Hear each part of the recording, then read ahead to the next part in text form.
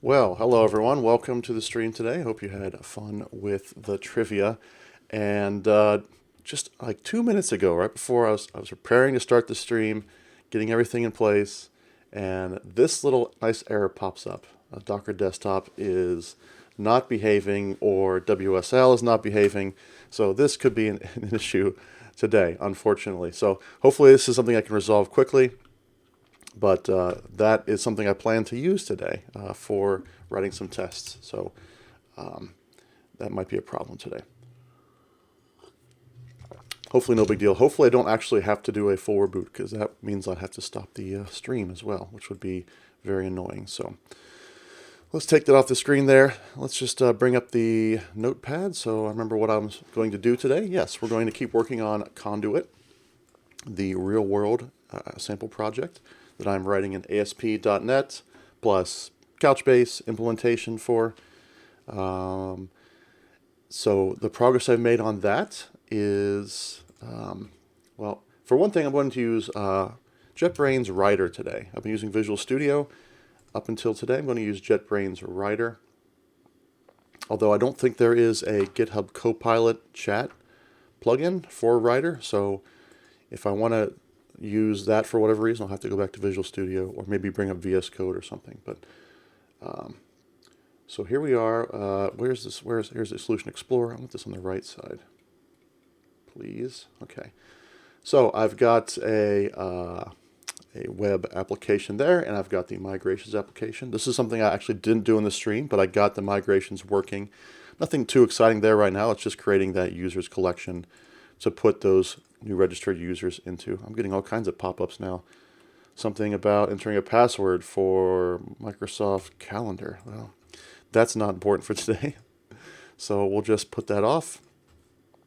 One thing I do want to mention just quickly is, if you were around on the stream when I was implementing JWT, I ran into an issue with Swashbuckle and couldn't figure out how to fix that issue. Now, eventually I used Postman to work around it. Not a big deal. But something I need to address eventually is, well, do I keep Swashbuckle in the project since I'm not actually using it?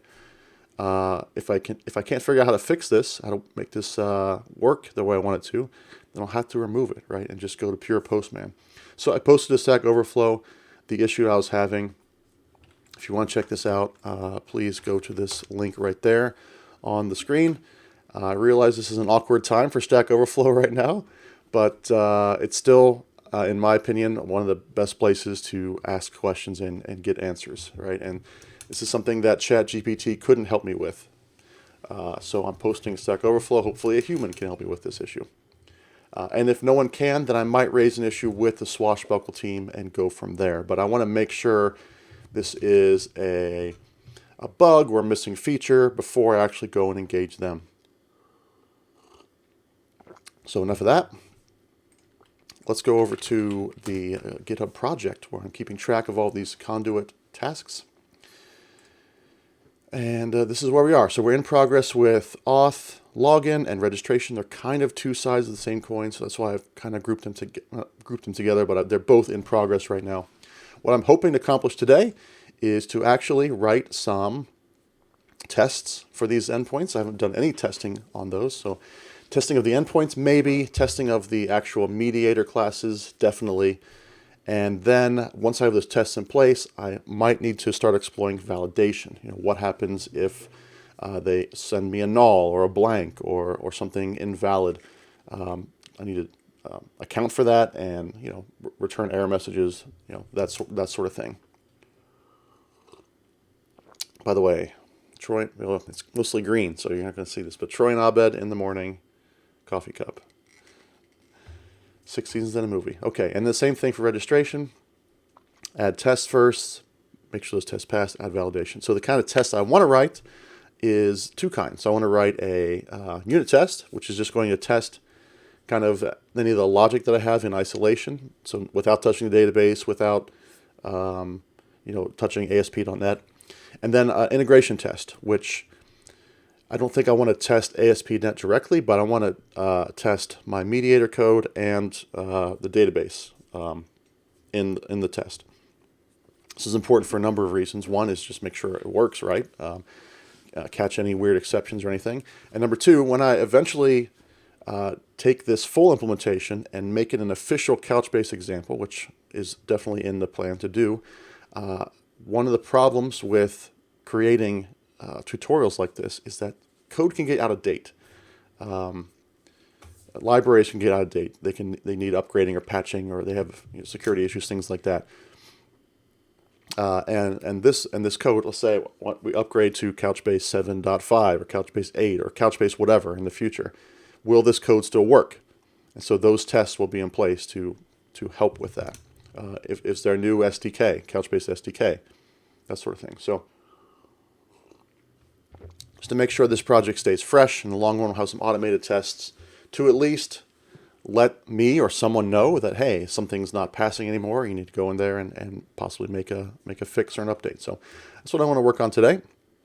And I thought it might be interesting to get, in this case, ChatGPT to maybe write a unit test for me and see how good that unit test would be. So why don't we go ahead and start there? Is that next thing on my list? Yeah, let's do a unit test to start with. So I'm going to add a project, and this is going to be a unit test project. Let's call it that, and we'll call it conduit.tests. Now, it says unit test here. I want to use this same project for both unit tests and integration tests. Any other tests that I want to add, I'm going to put them all in this one project. So unit test is fine.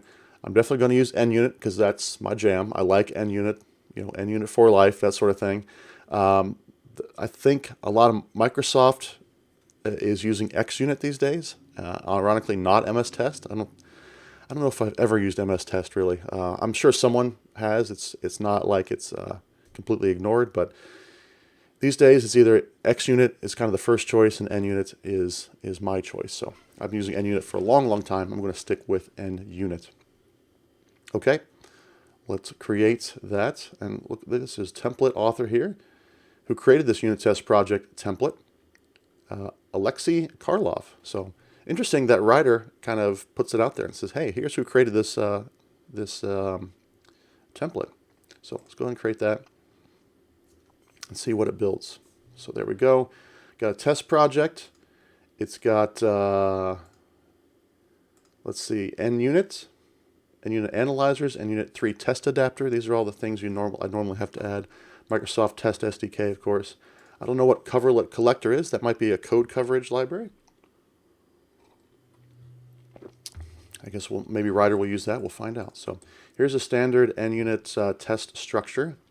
NUnit syntax syntax and names have changed over the years, so sometimes I struggle with that. So just keep that in mind as we go. I might get some names and things wrong because NUnit has changed over the years. So, all right. So what I want to do is, I'm not going to write any code yet. I want to go to Explorer here, and I'm going to find one of my, I still call this requests, and I still have the services. So this is something I mentioned in the last stream. Like, it feels like these should really be named differently than requests and services. Like, these are, handler is kind of a service itself. It takes in a request and returns a result. Request, handler, result. That's kind of the mediator pattern there. And I kind of put these into their own little group for auth. And it feels like auth service should be in there, even though it's not a request, handler, or result. So maybe I can put requests into services. So I'd have services, requests, auth, and then I could have services, auth. I don't know. Because I feel like auth needs to be grouped with all these auth classes here.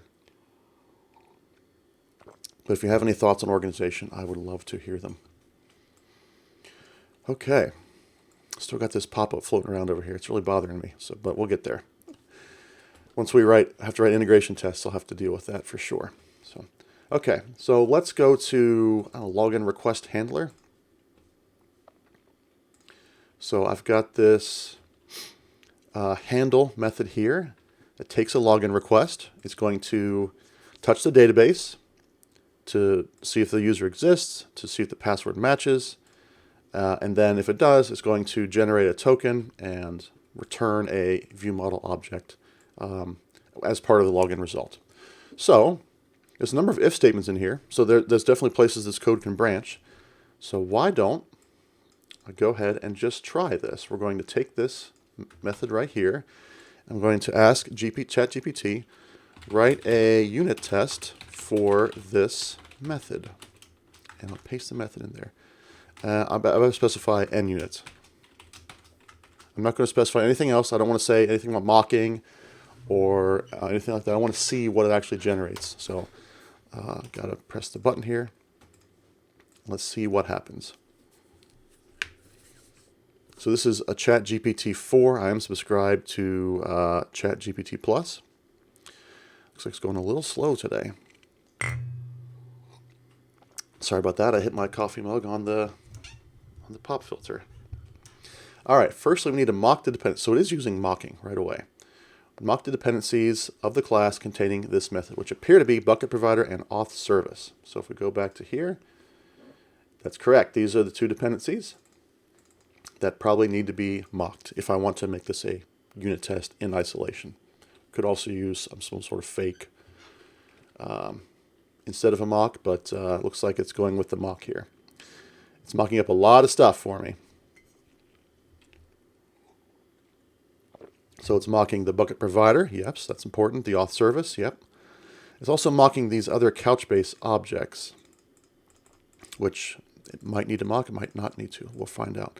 And it's got this login handler, which is not a mock, but it is the object being passed in here. So there we go. There's a setup. It's creating new mocks. It doesn't say what framework it's using for mocks yet. I'm going to assume it's using mock, M-O-Q. Let's find out. So handle valid credentials. Let's expand this a little bit here. I guess I can't expand it. Returns authorized login result. So it's creating a login request. That's part of the arrange. Yep. Creating a user, which is probably the user that's going to be in the database, right? Because now it's mocking out the bucket provider to return a bucket, and the bucket to return a collection, and the collection to return a exists result, which that's pretty clever that it found that in here. Also returns a actual result from the database, which is this one right here, right? Hey, what's going on, Calvin? New Fairhaha equals new mock Matt Groves. Are you mocking me? You're mocking me. Okay, so then it gets the result, passing in request. Where was it? Login handler. Dot handle. So where did it create login handler? Underscore login handlers? Yeah, here it is. Pretty great that it found that. I didn't remember giving it the constructor. I just gave it the method, but it kind of inferred the constructor, that's pretty impressive actually. That it said, hey, well, you've got these underscore bucket provider and underscore auth service. I don't see those in the scope, so therefore they're probably part of the constructor. Welcome, Calvin. Thanks for joining today. I appreciate it. Calvin, of course, is my main man, my ride or die. He's got his own emote, in fact, the bada bing, bada boom emote. There he is. And let's see if my bot is working today, and I will give Calvin a shout out. You should definitely give him a follow on Twitch. Hey, it works. All right.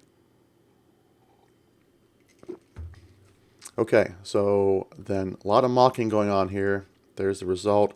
A lot of assertions as well, but might be okay. So this test seems pretty good. This seems very close to something that I would write. You heard a YouTuber say bada bing, bada boom the other day and started cracking up. That's copyright, Calvin. You need to file a copyright complaint against that YouTuber.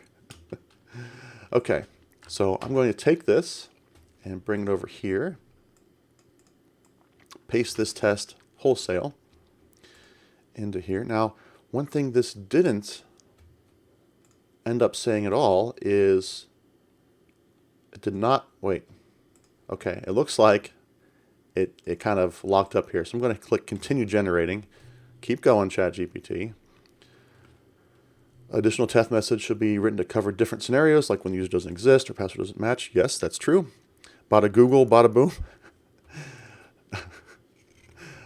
Laurent making a reference to the Microsoft search website Bing, but I think bada bing, bada boom is actually predates Bing. Where is that? What is that from? That's from, let's see, bada bing, bada boom. Is that Goodfellas, or is it earlier than Goodfellas?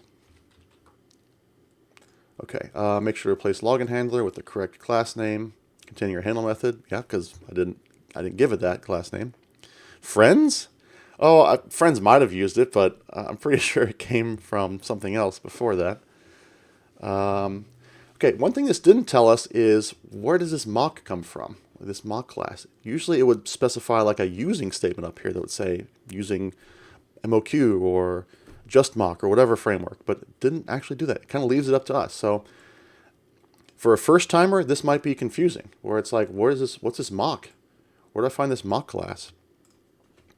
But I'm going to probably just use MOQ and go with it. So actually, I want to now ask ChatGPT a completely non-coding question. Let's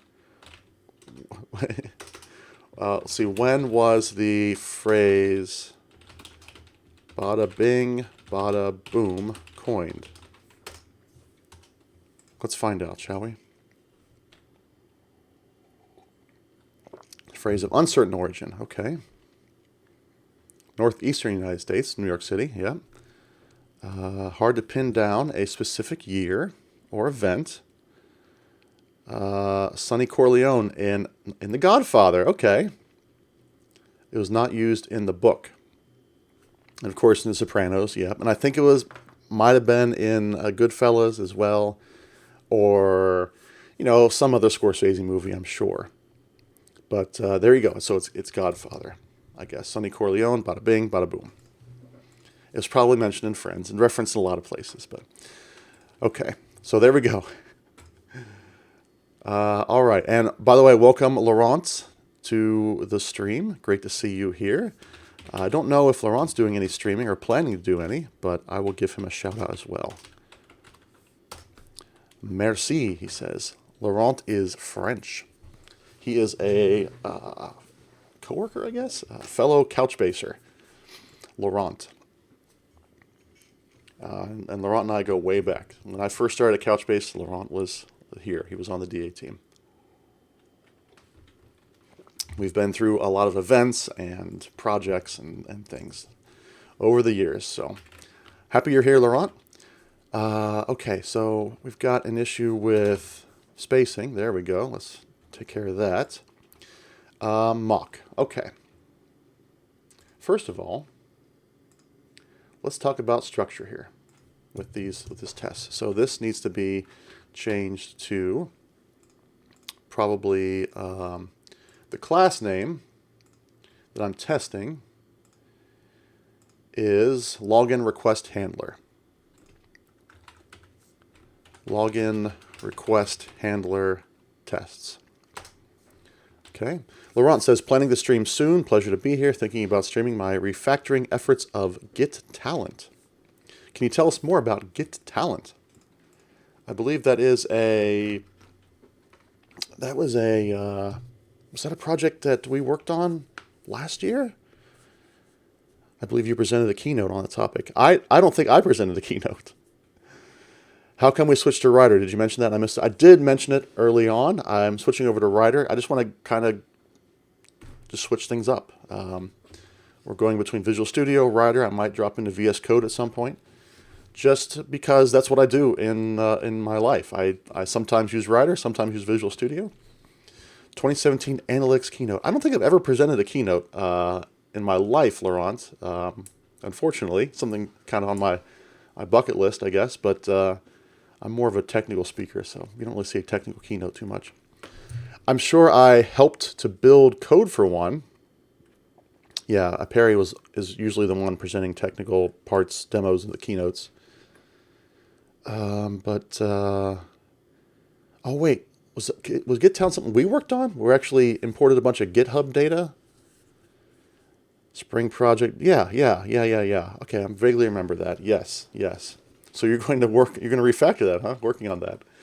Dusting off the old Git talent. Okay. Interesting.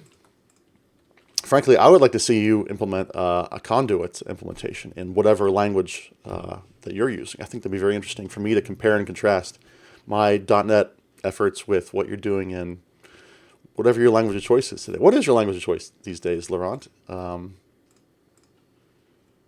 think back in the day we were running Java together, believe it or not. Oh, still be Java, okay. Yeah, and French, of course, yes. Yes, thank you, Calvin. French, of course. Why do you think I have this outrageous accent? Okay, so I'm going to rename this and trying to remember the shortcuts. Control RR. Voila. Sacre bleu. Mon capitaine. That's the extent of my French, pretty much. Okay. Okay, so I've got the class name login request handler test, and this is the normal way I name tests because I'm testing this class here, and I'm calling it tests just so it doesn't conflict with the name. But I want to put that into a folder. So I do plan, whoops, over here. I do plan to create integration tests in here. So I'm going to create a folder called units. That's where I'm going to put unit tests. And I'm going to create another folder in that called, well, and this is where I need to think about structure some more. So back here, I normally want to mirror the structure of my web project in my unit test project, or in this case, unit test folder. So if I'm going to mirror, it's going to be under units/requests/auth, and then in auth I will have test for login request handler, registration request handler, and anything else I might need. So I really need to make a decision now on structure here because this is going to make it more annoying to change in the future if I don't decide on a structure right now. So since Laurent and Calvin are hanging out now and can give me some feedback on this, I'm kind of wondering about, how would you structure this? So I'm trying to group these things by their actual functionality. So these are all classes that are related to auth. You'll toss a wrench for me. I'm not sure what that means. So I can dodge it? If you can dodge a wrench, you can dodge a ball? Is that where you're getting at? Put your tests next to the source file. You're saying put the tests in the web project? I don't know about that.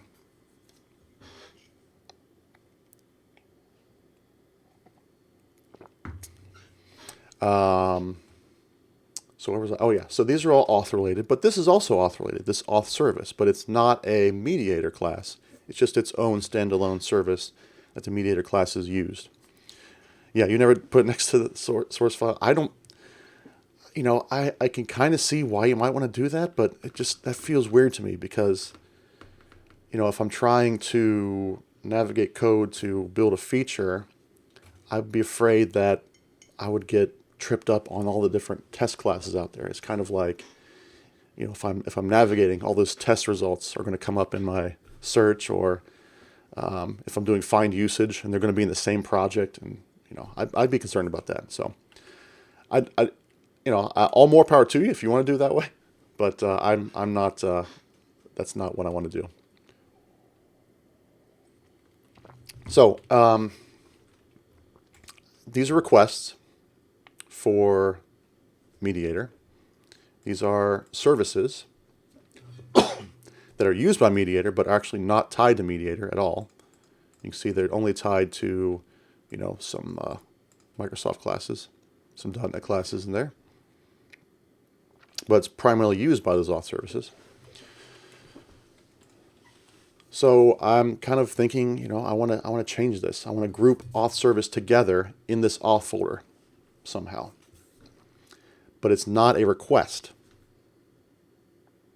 And I'm also concerned that grouping those in with these mediator classes might be confusing as well.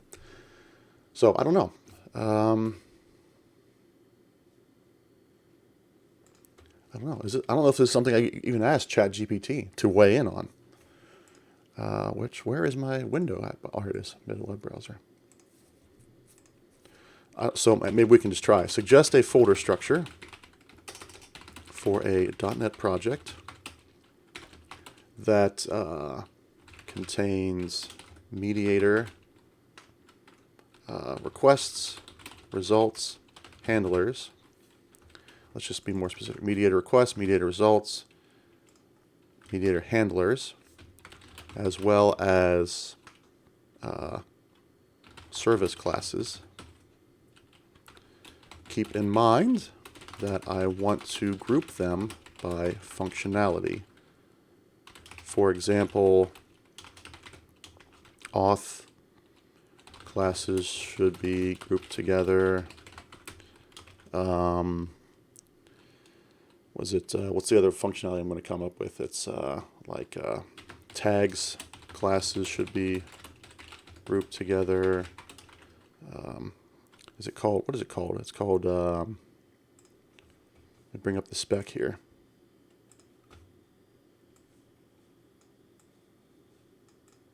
Why is this, what the heck's going on?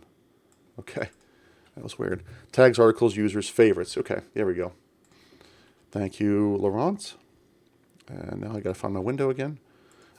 Favorites, classes should be grouped together, etc. So let's see what it comes up with. Given that you want to group the classes by functionality, you can organize the folders as follows. So I've got root, source, project name, auth, commands, handlers. Okay. This is interesting. So I could have well, here's the thing, is that this is kind of grouping those things at the root. But I do like this, where it's got auth, and then under auth I've got commands, which can contain handlers, requests, and results, and then I've got services. So it's separate from commands, but it's still related to auth. And then queries, I don't know if I'm going to actually use, this assumes a CQRS type of situation. And then there's tags, etc. So that kind of leaves me to, so I like that structure. But then I need to come up with a sort of a root folder name. So this puts them all under the project. I don't want to do that because I've also got controllers and models and things like that, which maybe I want to group those. Maybe I should put auth controller in there as well. Why not? And I've got this user model. So models I do want to keep separate. Those are more data related. But these view models, for instance, these are all auth related as well. So would that make sense? That's a little bit different, right, than the standard ASP.NET structure. But I think it should work. Let's put auth in here. And we'll put another folder called, can you ask ChatGPT to give you a shell script that generates all that structure? I mean, I guess so. Although for me, it wouldn't be a shell script. But let's see. Can you generate let's do a PowerShell script. Or I'm not going to actually run it, so we could just generate a bash script. But let's start PowerShell script that generates all that structure. Curious what it would come up with. I don't feel like it's going to be, that's really going to be all that helpful, because the naming is kind of, how do you know that login and registration is related to auth, right, in terms of a script? But let's see what it comes up with. So while that's going, I'm going to go ahead and keep moving stuff around here. So the folder is suggested for this was commands. So call this commands. Move that into auth. Yep. And I've got these view models. Move that into auth. And services. Move that into auth. And this request folder goes away. So there, now if I look at my project, my web project, anything related to auth is right there in this auth folder. So there's the commands, there's the controller, services, and view models. So I kind of like this structure. And I want to test it and make sure that ASP.NET can handle that. But all right, how's our script coming? So define the base project, define the functionalities, define the subfolders for each functionality. Okay. Create the base project directory doesn't exist. Create functionality folders. Create subfolders. So I'm not really great at PowerShell. Actually, I find PowerShell a little bit verbose, honestly, but it is very object-oriented, the language, so I see why it is. Where are the here's a subfolder. So commands, handlers, request results, services. So yep, this is all following that structure recommended. Define the shared subfolders. Well, that's different. I don't remember it mentioning shared subfolders. Oh yeah, here they are. If there are any. So those might be like my database models, for instance, kind of a shared subfolder. I just want to keep them separate because this is very much data access oriented. So, and then create. So this is all just creating folders, a bunch of folders there, which means I have to define them all up front. So yeah, there you go. So that's a pretty cool use of ChatGPT to generate a script to do something for you. You've been writing a PowerShell script the last few days to stand up new CI agents and dev machines. You love it. There's no question PowerShell is powerful, useful. I just find the syntax to be very verbose compared to, so back in the day, I used to write a lot of batch files for MS-DOS and even Windows. And compared to that, PowerShell is very verbose, a lot of extra, like these, so an example here.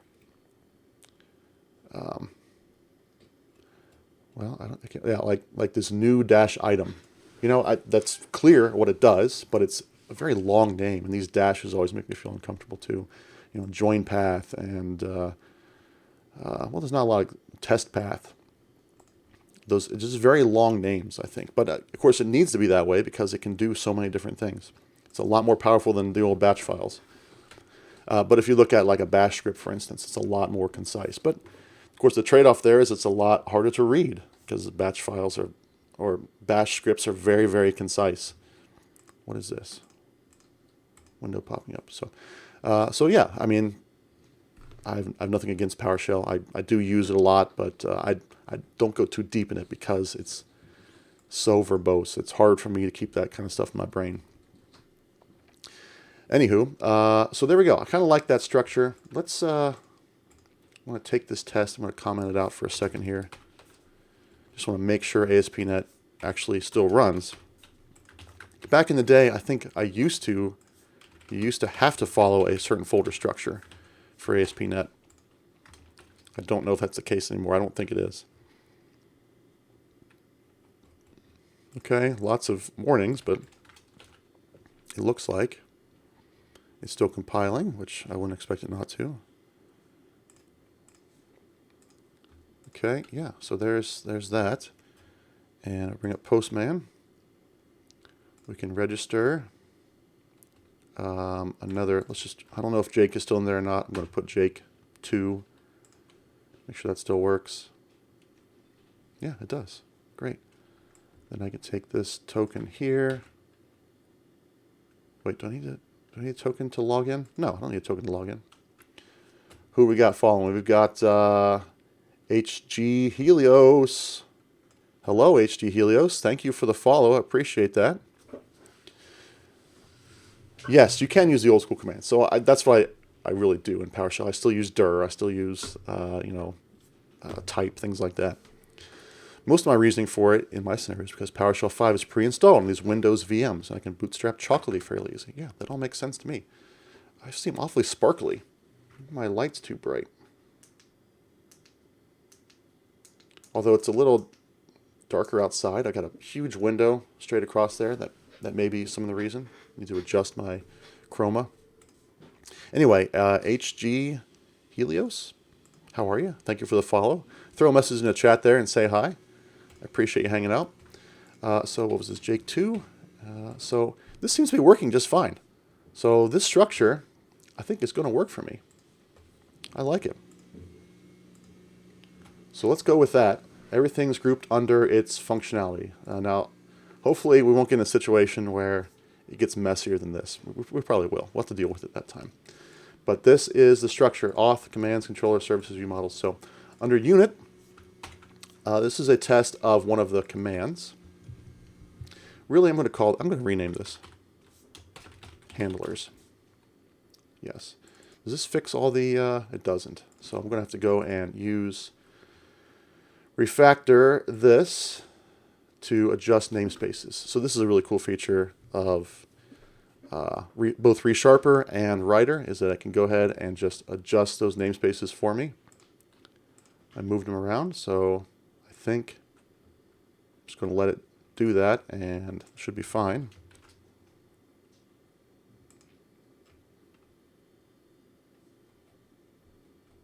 Yep, okay. So there we go. All those namespaces are now fixed. Very nice feature. I actually used to go through and do that one at a time with Alt-Enter, Alt-Enter, and then I discovered, oh, okay, it's not happy because something is still running. Yeah. But then I discovered that just namespaces refactoring, and what's happening? Why aren't you stopping? Okay, there we go. Okay, build succeeded. The adjust namespaces feature makes it so much easier. So, handlers. I'm calling it handlers, and all the associated requests and results, I'll put those in there with them. That just makes sense. Okay, so under unit, I'll create a folder called auth, and then under auth, I'll create a folder called handlers. I'm going to move login and request handler tests into handlers. And I'll adjust the namespace there. It's just the one. So there we go. So that's the structure I'm going to follow. It just kind of mirrors the project. What's this using? CS, where'd that come from? A global using. Huh. That's interesting.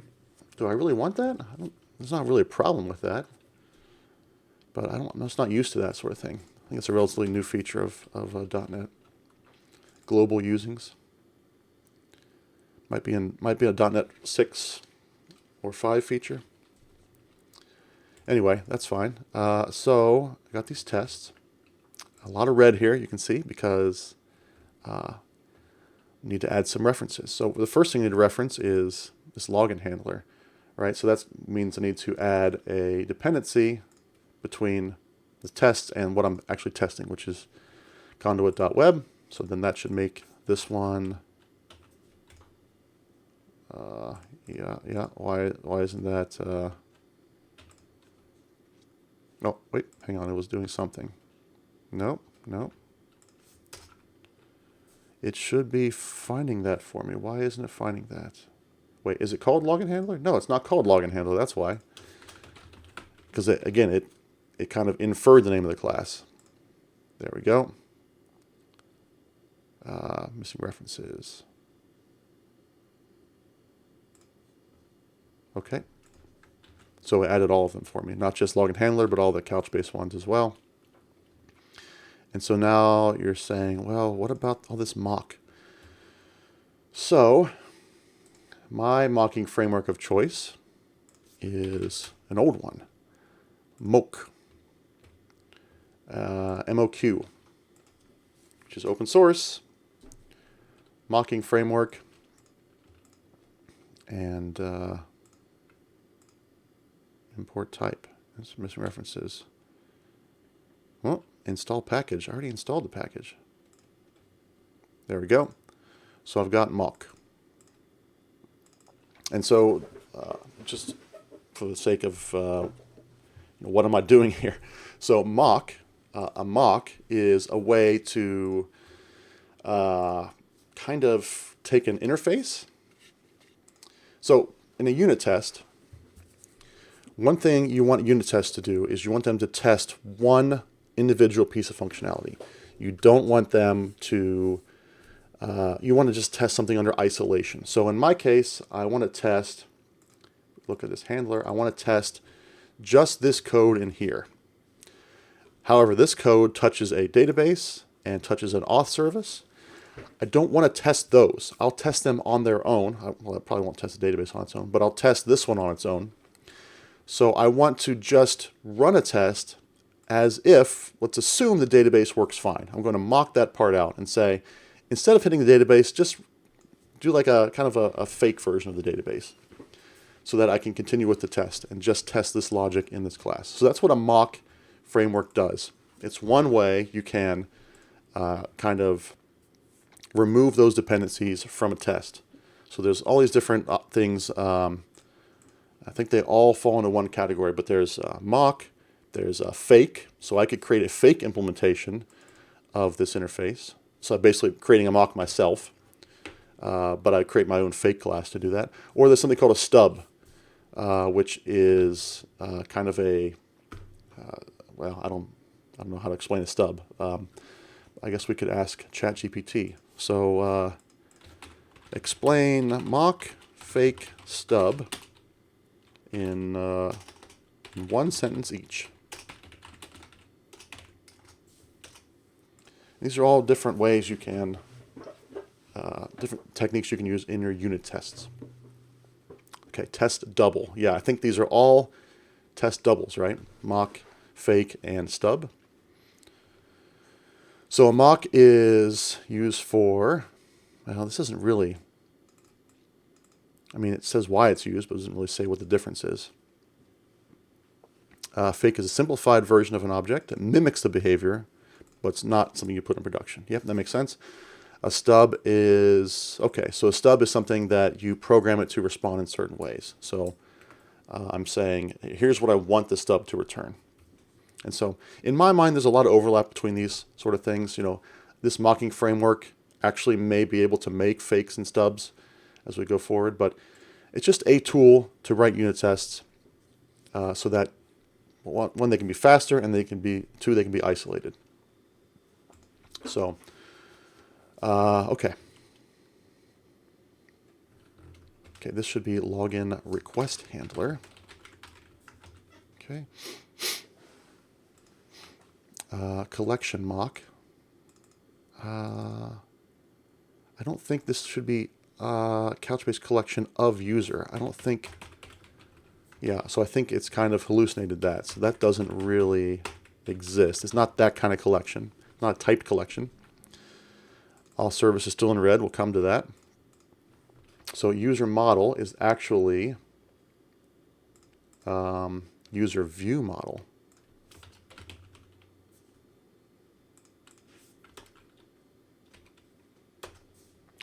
And then user is, it's a conduit user.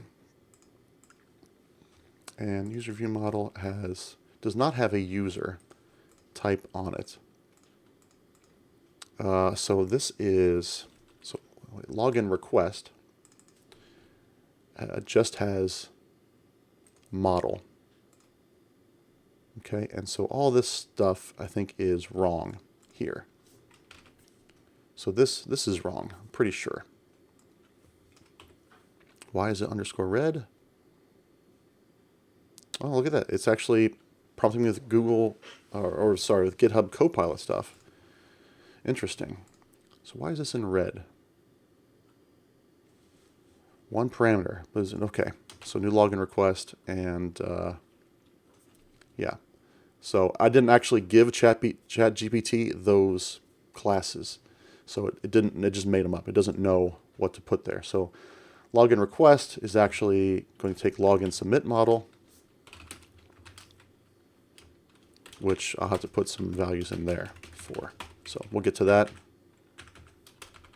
Well, it's Copilot's taken over. I'll just put that in there for now. Okay, new user, that's one going to be in the database. So here's a bunch of mock stuff, and this is a little bit unwieldy, but there's a lot going on.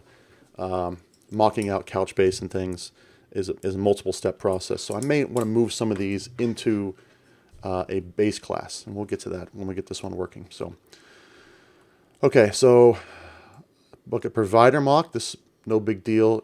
Any string for the bucket, that's fine. Returns so the bucket provider returns a bucket. That makes sense. So my bucket provider mock returns a bucket mock. That's good. Okay.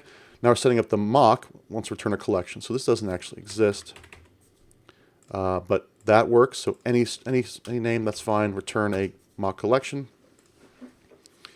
and then collection mock. It needs to return this exists method. We're mocking it out basically. It doesn't like this exists results. Now why is that? Is it because I can't instantiate that? Yeah, it's internal class. Okay, so that is a problem.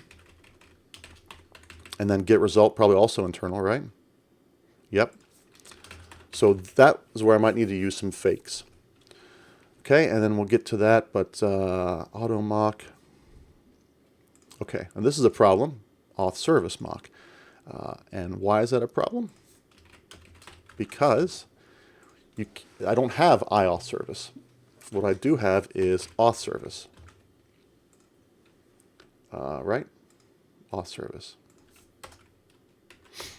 But, if I'm not mistaken, I cannot mock a concrete class, because mock doesn't know how to do that.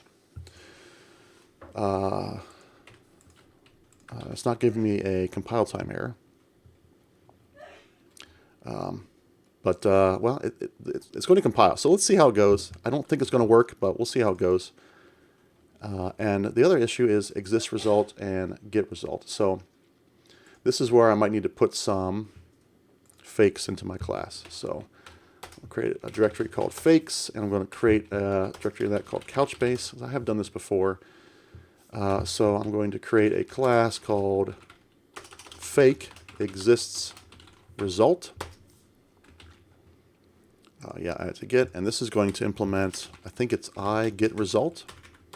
So this is actually a interface used by the Couchbase SDK. So this is not something I created.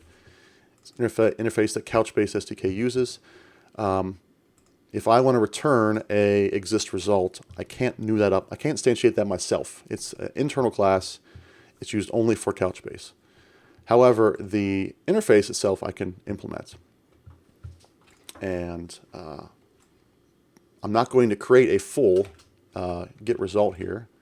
I'm just going to create just enough that it can...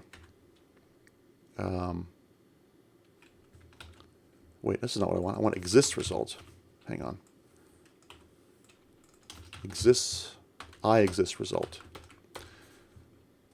So you can see there's only two methods here, cas and exist. I don't care about the cas for this particular use case. So I'm going to just have this throw in a new not implemented exception. And I could probably refactor this to be, yeah. And for exists, I'm just going to put in a constructor here.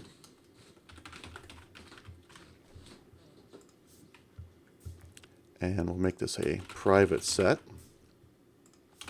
Exists equals exists. Okay. So what this means is I can create a fake result that, without actually going to Couchbase, a fake result that can return whatever value I want it to return for the purposes of testing. So this will be a new fake exist result. Need to, yep, add that.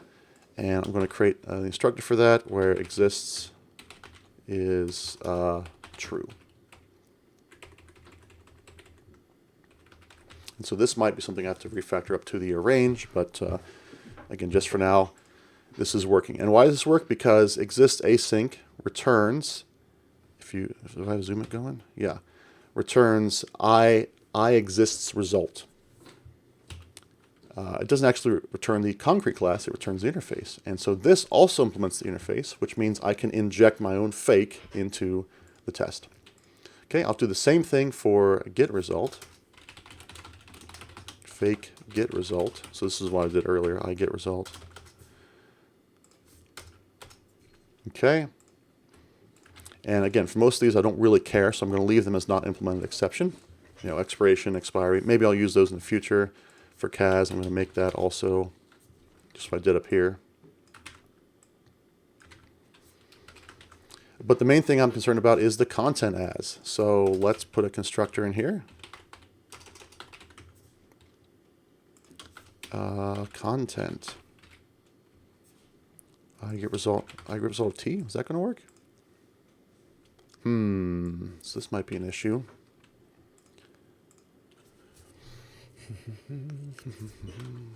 Can I do this? Nope, nope, nope. That's not going to work. So this one I might have to get a little hacky.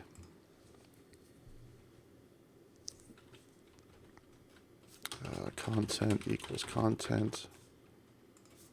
Just call it object, for instance. hacky, but this is a fake. It doesn't really matter that much.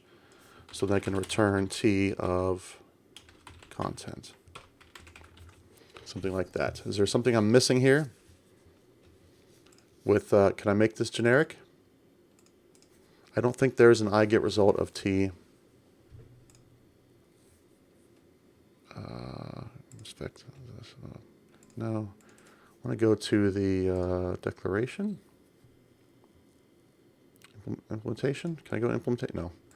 No. Go to. See if I can just get a look at it. Okay. Yeah, I don't think so. So that's actually one of the features of content as is whatever the JSON being returned is, I can then say content as and give it a type. So technically this could be like some JSON, like a JSON object or something. I'm just going to use object for now. That's totally fine. As long as this cast works. Of course, in some situations it might not work. And that could be a little hacky, but that's okay. For a test, I think it'll be fine. Move into its own file. We'll say fake get result. And I don't know what all this stuff is that it's passing in here. Yeah, it's just trying to fake everything out. I don't need to do that. I just need it to return a user. Right, because that's what it's getting from the database. Email, password, password, salt, username, bio, image. Okay. All right. And then, yeah, as far as that, that's fine. Okay, so then this is all the arranging I think I need. So I need to change this, of course. What is in login submit model? Implementation. So it's just email and password. Login view model, email and password.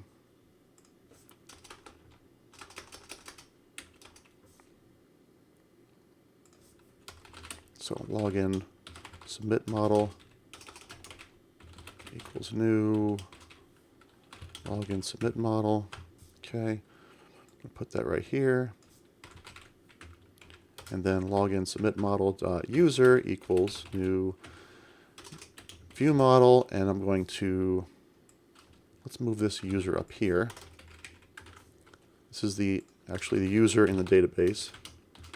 Just name that to be clear here. Try to be clear anyway. And so then for this, I want to give it a, let's see, what do we got? Email and password. So email equals user in database dot email. Because in this case, I do want these to match. Password equals user in database dot password. That's all I need. Let's see if we can't initialize this. Yeah, okay. So that's fine. So this is going to set up a user that will be returned from database. Set up the login information submitted through the API. Set up database and auth service mocks. Okay. And then, so once all is set up, so this is a lot of setup. This is a very large unit test, unfortunately. Maybe we can work on getting that better, but I might want to put some of this in a base class, for instance. So, you know, mocking the bucket and collection, this might be something that I have to do on every unit test that touches one of these services. So we can move those out of here so I don't have to write that code every single time. But for right now, this is the only test we have, so let's just go with it. Here's the act, so I'm just going to hit that handle method. Now, normally, Mediator would handle that for me. That would be called from an ASP.NET controller or whatever, but we're going to go directly to it. And you can see login handler was instantiated up here in setup. I think that's probably okay to do that. Yep, okay. Because I might actually reuse this other tests. I think that'll work. Because I'm actually adding this stuff to the mock later, but I think that'll be fine. Okay, and then this returns a result. And we just need to test to make sure it's what I expect. So not null, yeah, that's fine. Is unauthorized, yeah, I want it to be authorized in this case. So this test says valid credentials returns authorized login result. That's pretty good test name. User view is not null. Yep, correct. We want the email to match the user in the database email. Yes. We want the token to match whatever token is generated here. And I may want to separate this or generate it or something, but that's fine. Username matches the username.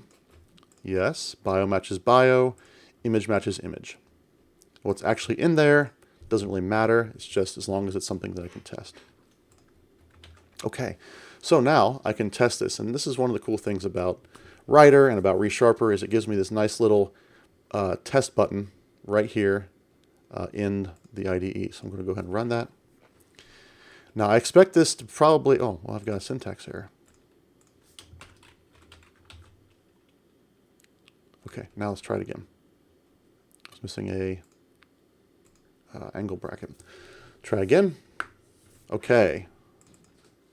Expression tree may not contain a caller invocation, uses optional arguments. So exists a sync. Oh, missing some arguments. So yeah, I can't, this is an annoying thing about how mock works. Maybe it's an annoying thing about how .NET works is I can't have, I can't just leave optional arguments blank. So I normally wouldn't use options in exists async, but I have to pass something in there. So that's another compiler error. Let's try running now, see what happens. I expect this might fail because we're trying to mock out this auth service. And I've got a question mark. That's, what is that? What does question mark mean? I'm not seeing any information here. I do a rebuild, make sure everything's compiling as it's supposed to. Okay. Let's try again. Run this test. Okay, there we go. So, yes, this is pretty much what I expected.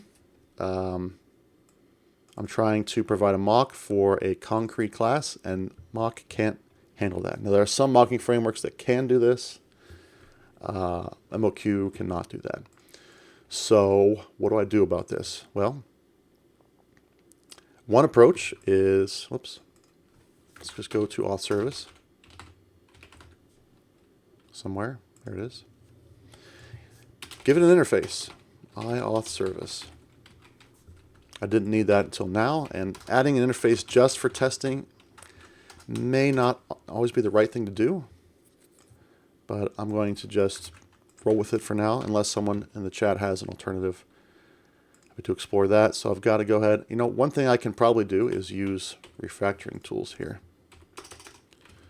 Is there a extract interface? I thought there was an extract interface. Refactor. Extract interface. There we go.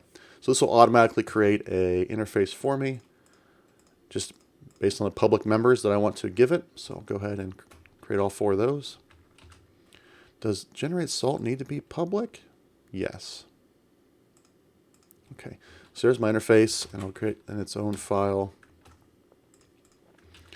And since I did that, I also have to go back to program here. And where did I define that? Right here. Add transient, iAuth service. Implement auth service. Any place I used auth service, I should replace with iAuth service. So I think that would be in here. All right, so this goes to interface, like so, and here, like so. I think that's all of them. So don't use it in the controller directly. So there we go. And let's go back to the tests. So now I can mock iAuth service. And now it should work. Let's see what else breaks. Okay, yep.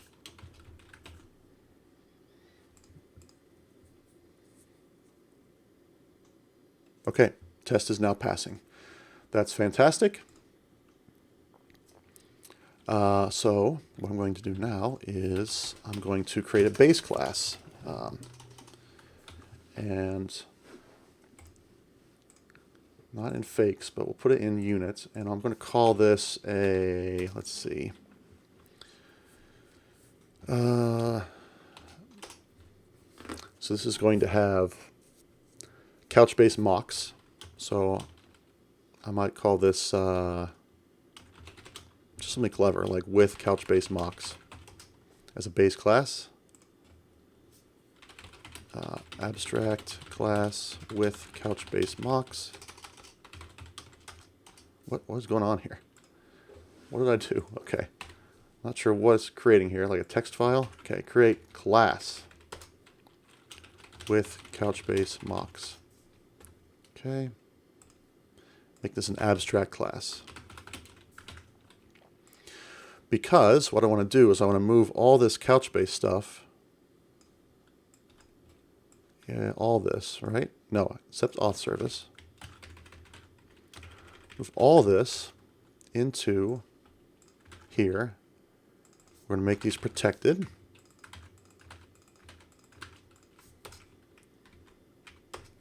And import those types. Again, we're going to keep auth service separate. And then I'm going to create a, let's just copy this whole thing for now, but I'm going to create a setup that instantiate those mocks. And there we have it. Now, what I should probably do is also change these names. Since they're protected now, underscore is probably not the right name. Let's also make this inherit with couch-based mocks. And I gotta think about that for a second. But let's change these names to bucket with a capital B and a capital B here. Changing these from underscore to Pascal case, not lockup.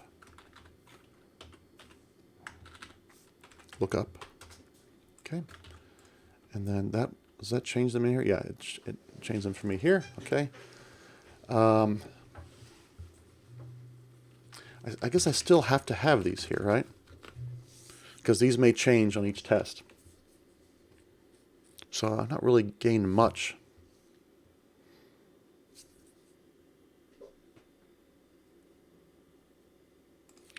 Okay, now here's another question, is that I have this set up in a base class, and I have a setup in my main class. So this is where I always get screwed up when it comes to inheritance in C#, is what do I do? So let's see if ChatGPT can help me.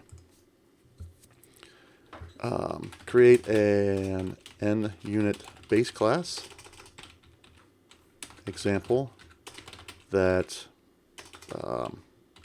creates a protected mock, protected member that's a mock, which gets instantiated in the setup, and create a class that inherits from that base class, which also has a setup. And I'm just wondering, do I use virtual? Do I call the constructor from the other constructor? Let's see what it comes up with. So here's the abstract class. There's the mock. So it's making a virtual. So here's the actual concrete test. And it's doing an override and calling base. Okay. So let's go ahead and do that. So virtual.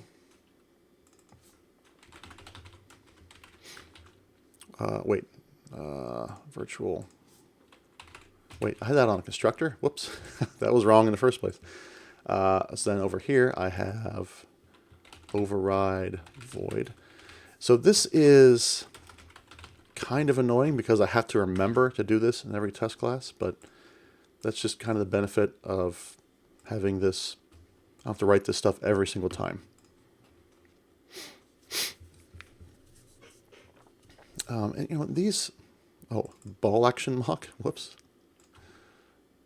I got a little happy with the B's there. Collection mock. So potentially, these really don't do anything specific to this test. I could put those in the base class. It's really here, here, here, and here where I'm actually doing something specific to this unit test. I think I'll do that. Okay. So that means whenever I use this base class, I will always have a bucket that returns a collection, and you know, my collection mock, because that's really where I'm not going to be doing too much at the bucket level in these tests, and nothing in the scope level either. So collection is really where I want to start. So that's fine. Okay.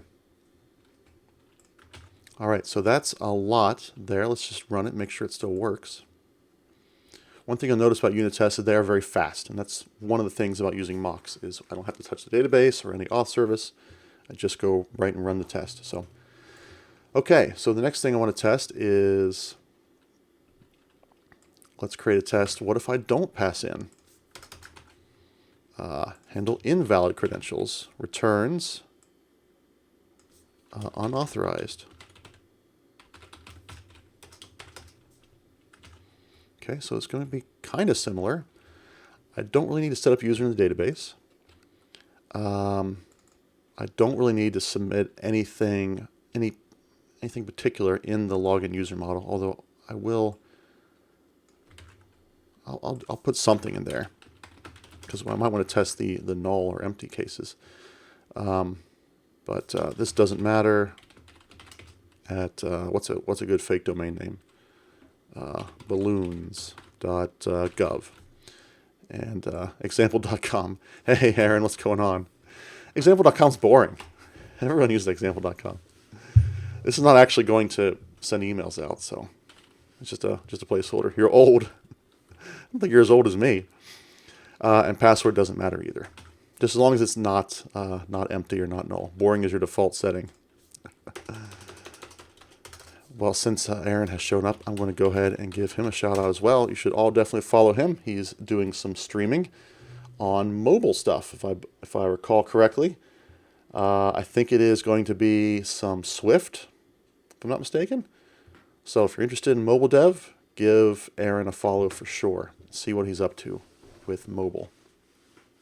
And go ahead and plug your schedule if you want to as well. So Swift, then Flutter, then Maui. Okay. All in one stream, huh? Sounds ambitious. I'm kidding, of course. Okay, so there's that and the request. Yep, okay. Set up database and auth service mocks. What do I have to set up for this? So basically, false. Well, let's say, okay, let's change this. Valid handle, not valid, wait, where am I? Not invalid credentials, but missing credentials. Let's go with that. This Thursday at 3 p.m. Central U.S. time. Tuesday and Thursdays at 3 p.m. Central U.S. time. So definitely check out Aaron there. So this is, I want to make a test for if the user doesn't even exist. And I'm trying to log in for the user doesn't exist. Royal T9000, thank you for the follow. And look at you, I got the royalty looking at Royal there. Thank you very much for the follow. Okay, so really, let's just change this doesn't matter to doesn't exist. It doesn't really matter, but just to convey a little more intent. So I don't have to set up the fake get result mock because I'm not actually going to get to that point. And I'm not going to test the does password match. We're not going to get to that point. And we're not going to generate a JWT token either. So that's all I need to do is do that arrange. The user doesn't exist, and user doesn't exist, we don't need to continue any further. So then I'll do the act, which is right here. It's going to be the same exact act. And then assert. So I'm actually writing unit test myself. this time. But I'm following the structure that ChatGPT created for me, which is a pretty good structure, pretty good name. It had to make some things up because I didn't give it the whole picture. I didn't give it class names and all the properties, but it did a pretty good job of making some stuff up. So yeah, is not null. As a result, we could just say that is unauthorized equals true. Look at that. Now we had GitHub Copilot, I think, writing that stuff for me. I think that's all I really need to test. It's just, hey, you don't exist, so no, you're not authorized. Okay, so this failed. Why did this fail?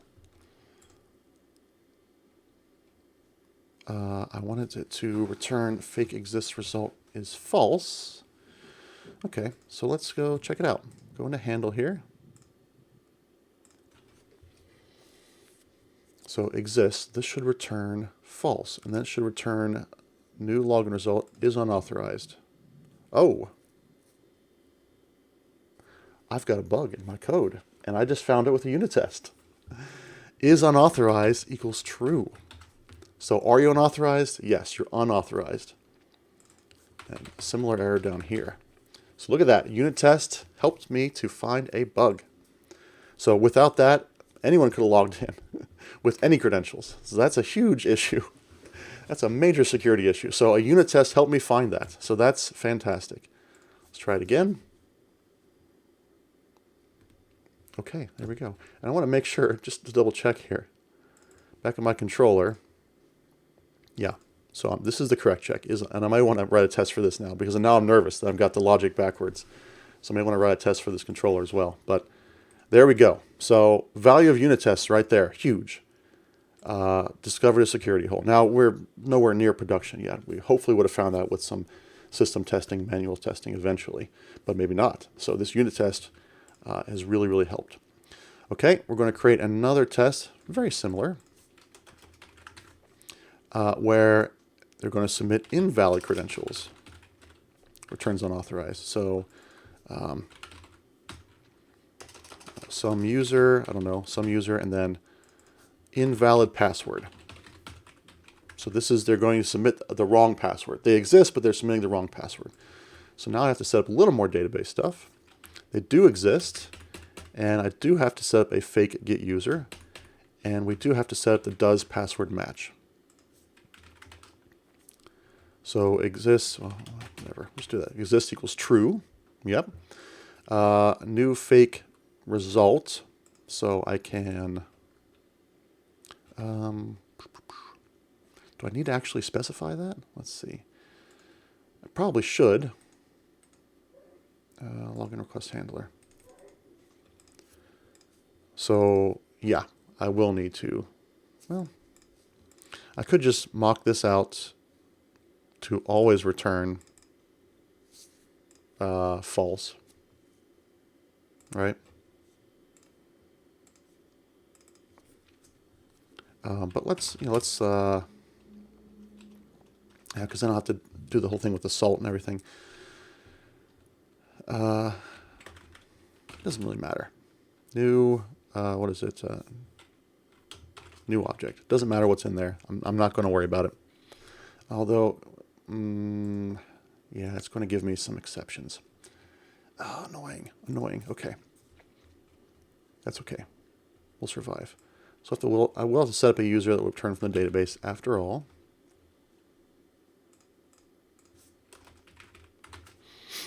And we're gonna put that guy over here.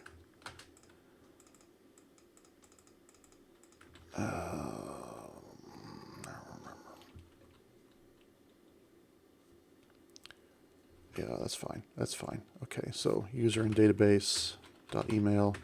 Password is not going to match the password. So user in, just to make sure this is kind of future proof, I'm going to say whatever the password is here, plus doesn't match. So I can guarantee that no matter what I change this to in the future, it's never going to match. So kind of making this test a little future proof from myself. Okay. And that way, I'm not going to run into any null reference exceptions. It's going to find user and password and password salt. Not that I really care, because I'm going to have this set up a false, as does password match. All right, and unauthorized equals true. So let's run this test. Okay, got an exception. Unable to cast object of anonymous type to user. Okay. All right, so we'll just go new user then. Fine. No. I need this return user in database. What am I thinking here? Yep, just like I was doing in the first test.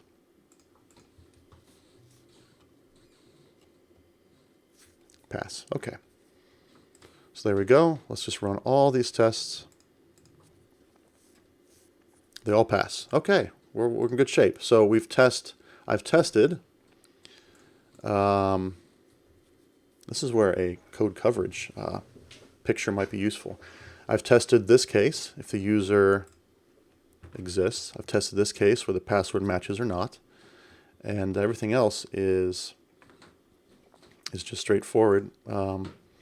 So I wonder, is there any way to see code coverage inside of Writer? Let's ask our friendly ChatGPT. How can I see code coverage in JetBrains' Writer? There is a code, so that template I used has this coverlet collector that might be for coverage. I'm not sure. I don't think I've ever used that before. Let's see what happens here. First, ensure unit tests are written and ready to run. They are. Open unit test window by going to view tool windows unit tests. Unit tests, see your test suites and individual tests. Right click on a test you want to check code coverage for. And select cover unit tests.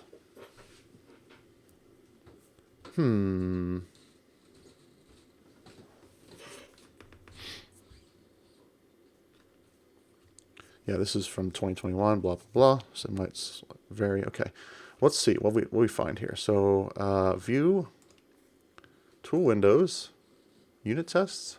I think I already have that. Yeah. Open this tests. I ran the tests. Now open the coverage window by going to view. Okay, view, tool windows. Is there a coverage in here? Does anybody see a coverage? I don't see coverage, do you? So this is either hallucinating or outdated. We can just do a search. Oh no, what I want to do is I want to search for, I don't know, settings maybe? Is there anything about coverage in here? Activate coverage view. So there's a coverage view somewhere. Tool windows. I don't see it. What about under tests? Cover current session, navigation, session options. Is there a show coverage option? Okay. Well, it's not a big deal if we can't get it today. I think it's something that if I run live unit tests in Visual Studio, does this have live unit tests? It shows the coverage kind of graphically. Let's see. Live unit tests. Is there anything like that? Plugins. Yeah, I'm not seeing anything here. Okay, well, Aaron's suggesting some sort of command line. Let's see what happens here. .NET tool install -G .NET report generator global tool. So a coverage report might be useful, but I'm kind of interested in seeing, like, on a live basis what the coverage is. So here's a report. Yeah, so this shows a nice little report of what's covered and what's not. I would like to see something integrated into the IDE itself, but we'll go ahead and do this. It's worth a try. Where's my terminal? Okay, .NET tool install -G. Why don't I just copy and paste this? Report generator global tool. Okay. And now, how do I actually run that? Where was it?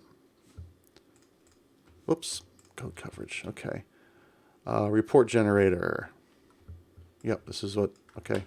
I'll copy that from there. But over here... Whoop. So that's not going to work. Ah! Okay. It's time for... If I can get my act together here. It's time for a batch file, I think. Report generator, reports, path to, okay. So, is this going to create a file for me? Okay, whatever. Yes, it will create a file for me according to Aaron, so that'll be fine. Where was I? Real world. I'll just create it right here in the root. I don't care. Like so. And I'm going to create a batch file called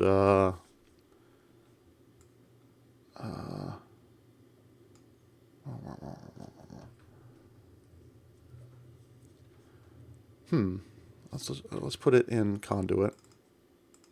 Generate coverage reports. Batch. That's fine. And then let's go over here. I feel like I don't have to tell it which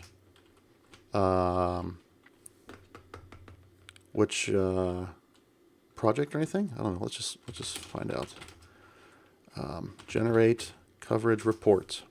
No report file specified. Report's invalid. File does not exist. Okay, I guess it's not going to create that file for us. I guess if I could read this documentation, maybe I'll understand what the heck's going on. Okay. Integrate with .NET. So the XUnit project, a coverlet collector. That looks familiar. That's the library I was talking about, coverlet collector. So it's there. I have to do... Okay, so this will create... Okay, I missed a step. That should generate it. So here, generates, collect coverage. Okay, let's try her again.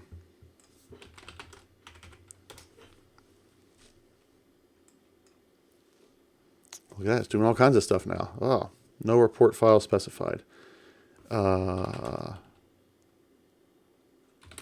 Coverage report, whoops. Probably because I have the...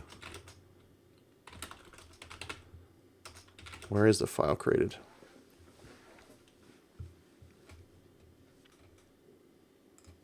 Yeah, I have to point it to the right file, but where is it? Where is it putting that file? Is it somewhere in tests? Bin? Bug, maybe? What is it called again? It's called... Where's my notepad? Coverage.cobertura.xml. Don't see that there. Is it under web? What am I missing here? Coverage reports. I guess do like a search for it here.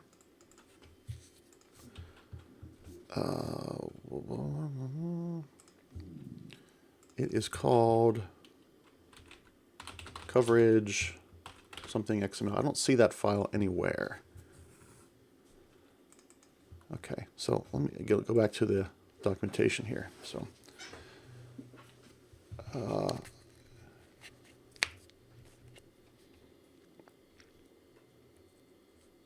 okay, yeah. So this is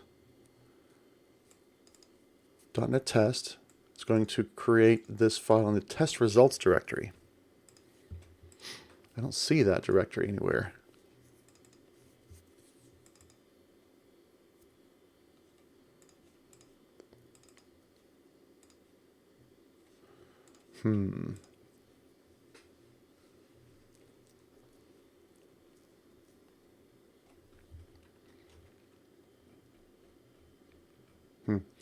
Okay, well, I don't want to spend too much time on this. It's not a big deal. We can revisit this later. But code coverage in general is something that can help you, at least in my experience, it can help you visualize what parts of your code have been tested and what parts haven't been tested. So as a tests run, it will kind of check off, yeah, I ran this code, I ran this code, I ran this code, I ran this, but I didn't run this. So at that point, I could say, oh, well, I need to test the case where the user doesn't exist, and vice versa. So it kind of help visualize that. I'm pretty sure I've got full coverage of this method here. And again, coverage isn't necessarily something that should be like 100% goal. Well, yes, 100% goal, but you don't necessarily have to have 100% coverage. You can do a lot of testing without having complete coverage. But it does help you kind of understand what has and hasn't been tested. And so you can then make decisions about, okay, should I write a test for that? Sometimes reaching that last bit of code, getting that last bit of coverage could take you a whole lot of setup to accomplish that. Maybe not worth it. But anyway, we can explore that in the future. Not a big deal. We've got some tests running here. These are unit tests, so these don't hit the database or anything else. They just hit that code.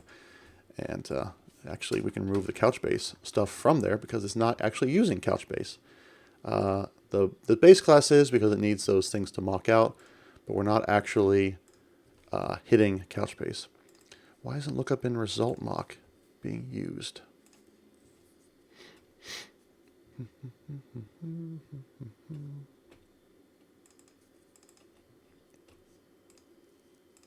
Lookup in result. Okay, I guess I'm not using that. Can we get rid of that?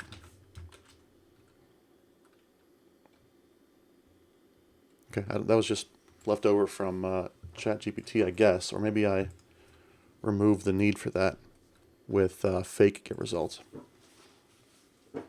Okay, so we got unit tests. Let's go ahead and commit some unit tests somewhere. Yes, here we go. I'm going to remove that batch file. Do this, commit.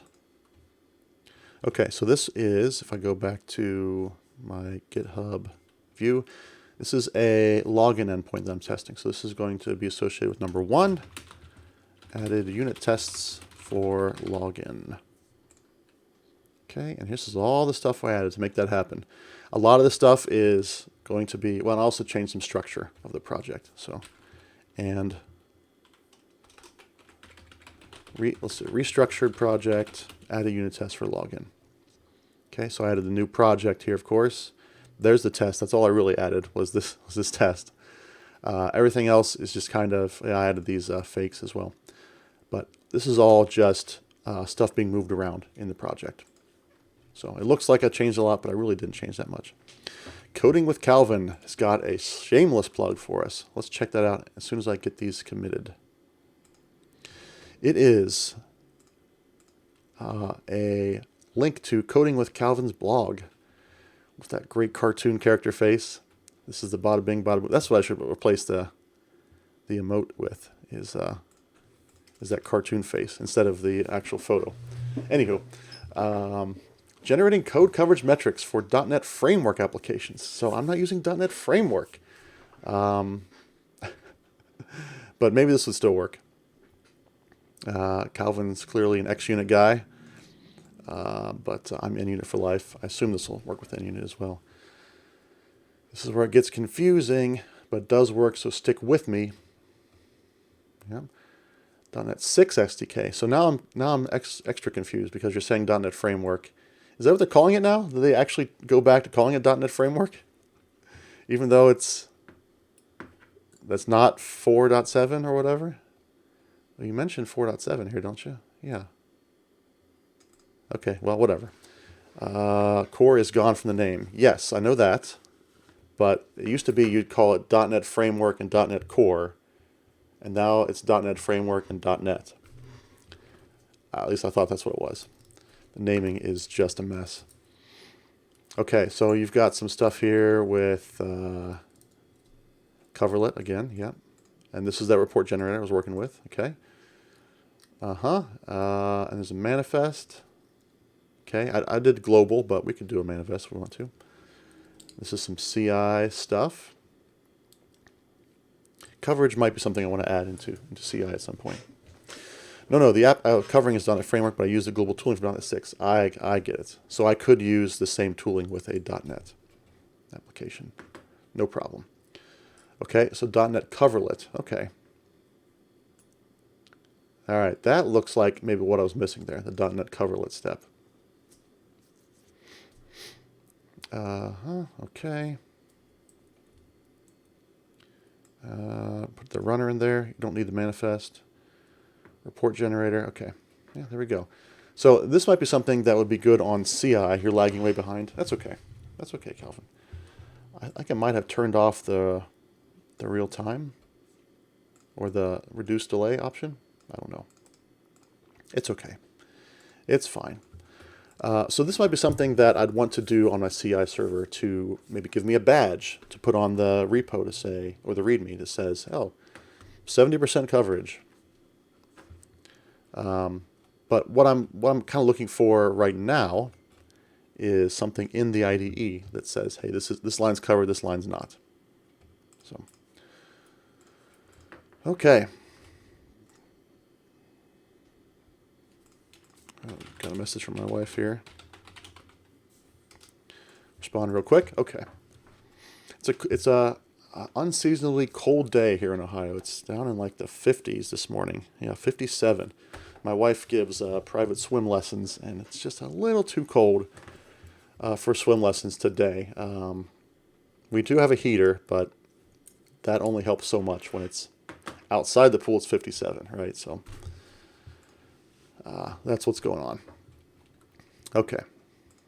So we got unit tests for our login request handler. I could create some unit tests for the other endpoint, which is the other handler, I should say, registration request handler. Could do that. Or I could create an integration test to actually hit the database. Now, this little guy is sneaking back on the screen here. This has been a problem. If you weren't here, this error popped up about 2 minutes before my stream started. And I didn't really have time to look at it before I had to actually start my scheduled stream. But if I want to create an integration test, what I would like to do is use something called test containers. And let's bring up test containers on the browser here just to show what that is. So, I think that there's this web extension for Writer is just brings it to the front no matter what. So anyway, here's test containers. Now it says for Java here, don't panic. Don't panic. It is used for Java, yes. But you can also do it with all these other languages. So Go, .NET, Node, Python, Rust, Haskell, Ruby. And what test containers do is, and you see here in .NET, oh, I'm showing the enemy. Can't show the enemy. The competition, I should mean, not the enemy. But what this will do is inside my test code, I can actually create and set up a container, a Docker container of some, usually database.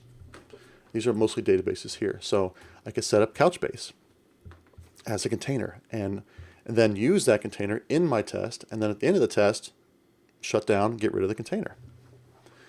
And so it makes it very convenient to spin up a container for each test and then run the test against an actual working database. Now it's in Docker, but it's a working database to make sure the code works.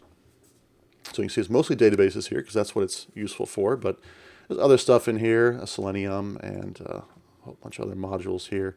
So you can see database is one of the options, but there are message brokers. Yeah, like Rabbit. If I want to spin up Rabbit, test something with Rabbit. Or this is interesting, cloud stuff. I'm not sure how this would work, but I can spin up, well, Cosmos is a database, but Azurite, SQL Edge, whatever those are, Google Cloud, whatever that includes, some web stuff, so Nginx or Selenium, others, interesting. So plain Git server, I can spin up a Git server if I want to, or whatever these other ones are. So that's some sort of Kubernetes, kind of a slimmed down version of Kubernetes. All kinds of interesting stuff. So I can spin up these containers. And it says SQL Edge is a thin version of SQL Server for edge deployments. Oh, okay. There you go. Makes sense. SQL Server, so it's another database. I'm guessing this is probably something for the database as well. But these are also tagged with where you can use them, so Java and .NET. Couchbase is supported for Java, Go, and .NET. So it's pretty cool how this works. And a double benefit is that if I, or when I, deploy to GitHub Actions, Docker is supported there too. So therefore, test containers is supported there. So I create these tests. The actual, when I deploy them to a CI GitHub workflow, not action, GitHub workflow, which uses GitHub Actions, it will go ahead and do the same thing. It'll spin up a Couchbase container or Rabbit container or whatever, run my unit tests, not unit tests anymore, integration tests, and then shut down the container. So pretty slick. The problem is I need to do it locally. I need to have Docker working, and I'm getting this error message about Docker Desktop cannot communicate with WSL. I don't know what is the problem. So let's see. We'll spend a few minutes to try to figure this out, and we'll go from there. So let's bring up. Oh gosh, let's bring up. This is a Windows terminal, and if I try to add a Ubuntu WSL terminal, it looks like it's misbehaving. So how do I reboot or stop and restart WSL? So this, I was frantically Googling this before the stream started and hoping there was a quick way to do it, but I didn't have enough time. So this is you're on Windows 10 or 11. I'm on Windows 10. I would like to get on Windows 11. I'm actually using Windows 11 on my laptop, and that is some features that I like Windows 11. There's features I don't like, but the good is outweighed the bad. I don't think I can actually run Windows 11 on this machine for a hardware reason. So check your WSL version. Okay, WSL -- version. Is that what I have to do? Still not behaving. Oh yeah, as far as that goes, I'm pretty sure I'm on version 2. This has been working before. I was using it last week, I think. I was just kind of experimenting with test containers, and it worked.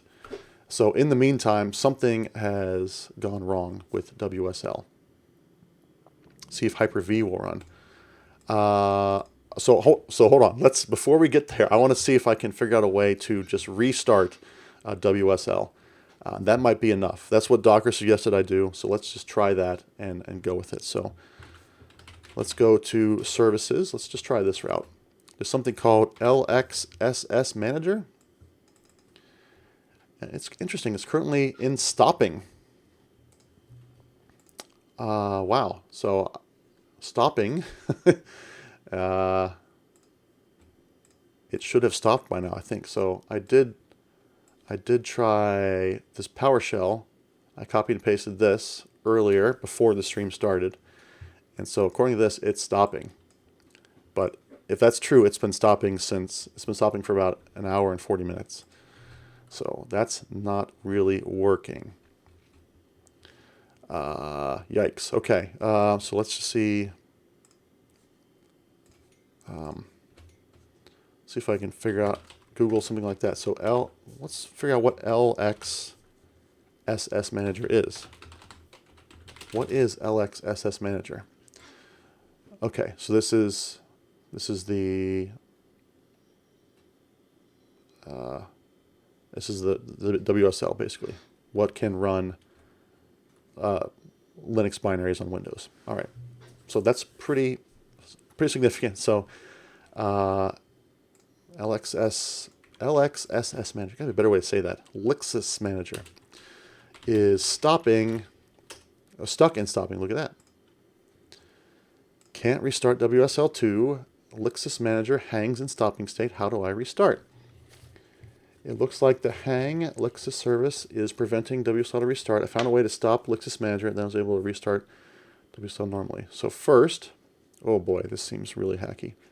But, I mean, I think if I did a full reboot of Windows, it would probably be fine. But I don't. If I do that, I have to stop the stream. So I'm going to go through this. I'm not saying I recommend this approach, just for the record. But let's see what we can do here. So let's go to a command line and run this. Okay, so there's the ID. Run Task Manager as administrator. Okay. Search for SVC host containing the PID. So SVC host runs a lot of stuff, but we want to see the PID. Let's just order by PID. 25916. 25916. There it is. End process tree. All right, fingers crossed this doesn't blow up the computer.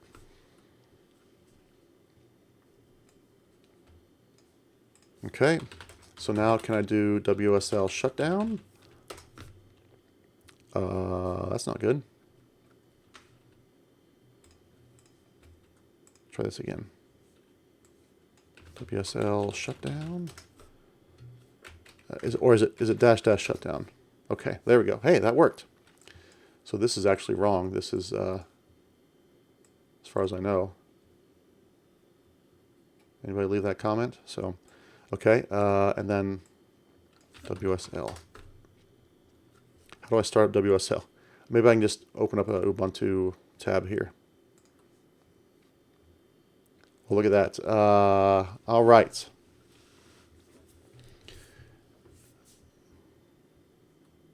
Okay, do I need to update WSL? Well, it's working, so I want to make sure I have it updated. Because if I recall correctly, I had to update this when I installed Docker last week, the latest version of Docker. So it might not be too out of date, but let's see what happens here. Okay, I was worried it was going to be stuck at 0 for a long time. Okay, so just to recap here, the Linksys service was stuck in a stopping state, which someone has come across before on Stack Overflow, thank goodness. And then to shut that down, I had to actually go and find the SVC host instance that was hosting that, and the specific ID number. This is what this command does here. Very nice. I just copy and paste that. Then find that SVC host, because there's a lot of SVC hosts, right? As you can see, SVC host is a very common process in Windows. So I had to figure out which one to shut down. So I did, and there we go. Shut it down. I was able to start WSL up. Now I can, I updated it. Let's see if it still works. Ubuntu 20. I think it's a bit out of date, though. I should probably install a newer Ubuntu, right? Anywho, as long as this works, I'm happy. Seems to be taking a lot more time. But I did just install an update. Maybe there's a little bit of work it has to do to spin it up. 20.04 is LTS. 22 is not LTS. Okay, so maybe I do have the most recent Ubuntu version. That's fine. Well, this isn't good. Seems to be stuck again. Well, I'm going to let that run. Whoops. Well, I'm also going to spin up Docker. See if Docker is happy with me now. Okay, so Docker is now trying to start the Docker engine. I need Docker for test containers. That's the underlying tech that test containers uses. It's not spinning up Docker inside of .NET. It actually is calling out to the Docker API to create images, configure images, and then clean up the images at the end. So let's see if Docker will start up for me. I'm not optimistic now because Ubuntu is also not happening. I wonder if I need to do another shutdown and restart of WSL after an update.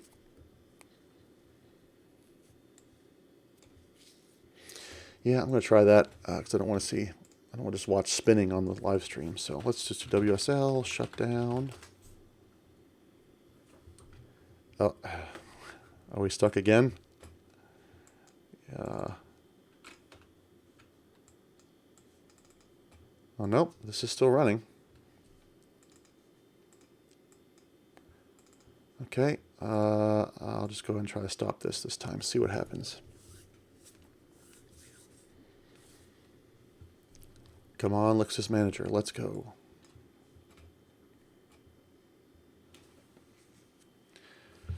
If I wasn't streaming at this point, I would have been restarting Windows.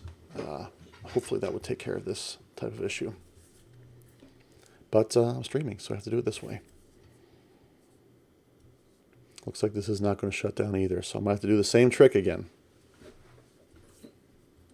Shouldn't have run that update. That's what you get when you risk running updates during a live event. This is what happens.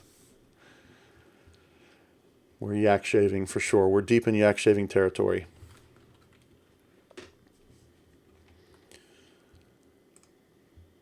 Okay, well, you know, I did mention I was experimenting with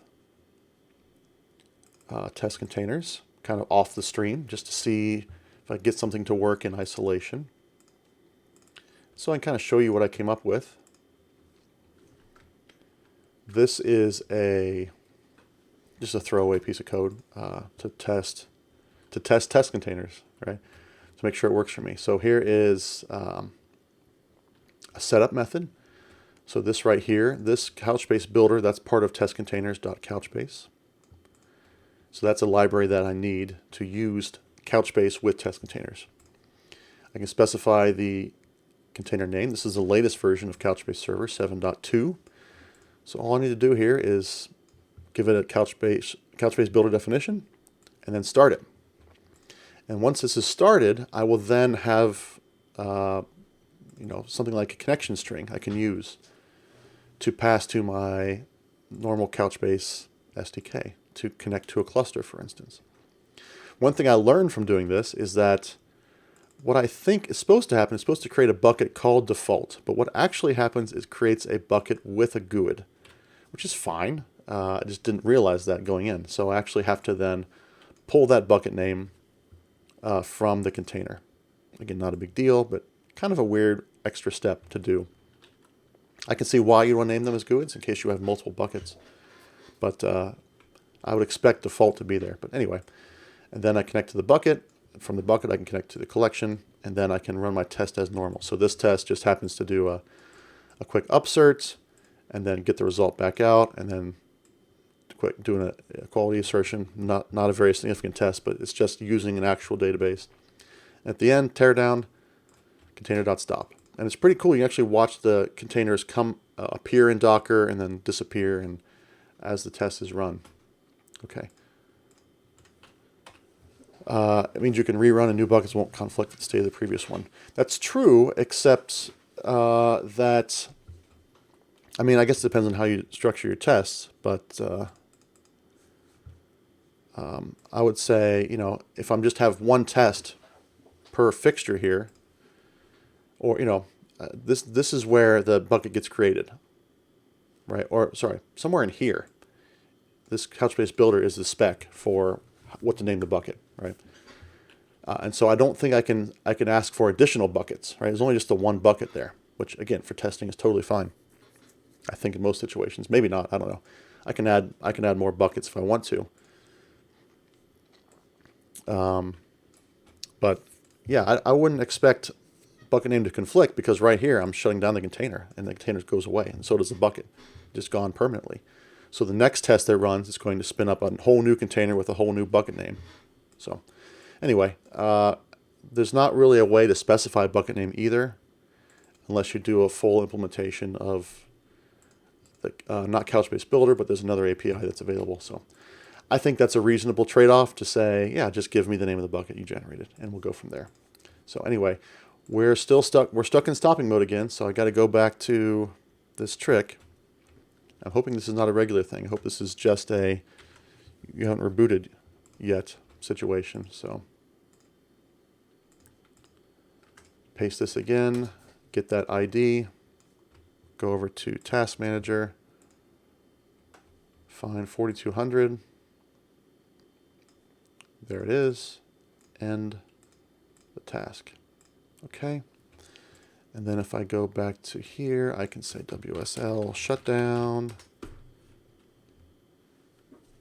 Okay, it works. And spin up Ubuntu. And there we go. Great. Okay. So next, let's try Docker again. Let's see if it spins up this time. Come on, Docker. I've updated WSL. Should be the latest version. WSL is running. Docker needs to use WSL to run the containers on. And so we need the engine to start up. This is taking a little bit too long. But we'll cross our fingers here and hope that this works. If not, we'll skip the test containers for now. We'll come back another time. We can write some more unit tests today for sure. Might need to stop and start the Docker service. Is there a Docker service even running? Yeah, it's completely manual. I assume that this is what's running it. Do I need to go ahead and start this manually? Maybe. Worth a try. I don't think I have Docker set to run on Windows Startup. Because I don't always use Docker every day. Not like I used to anyway. Yeah, this is taking a bit long. So probably a reboot would fix all this. Make sure everything runs in the right order. It's configured correctly, but trying to piecemeal this, and it's not happening. So I'm going to keep that running, and we're going to go ahead and go back and write some more code. May as well. It's got to get written eventually anyway. This should go a little faster because I've got the organization and the infrastructure in place for writing tests. So write another unit test under auth. I'm going to be testing this time the registration request handler. So I'm going to call this registration request handler tests. All right, and that's going to be a test fixture.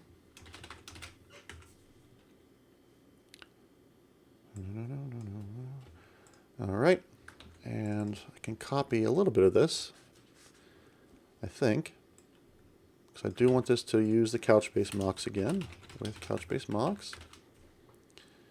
And not login request handler, but registration request handler. That's a little bit of a long name. It's registration handler. Let's go with that. It's probably, it didn't really save much time with copy and paste there, but let's go with it. Okay, registration request handler. Bucket provider and auth service, and I've got those. Bucket provider and auth service. So I remember I mocked this earlier. It's in the base class now. I can reuse it. Registration request handler. So here's all the stuff it's doing.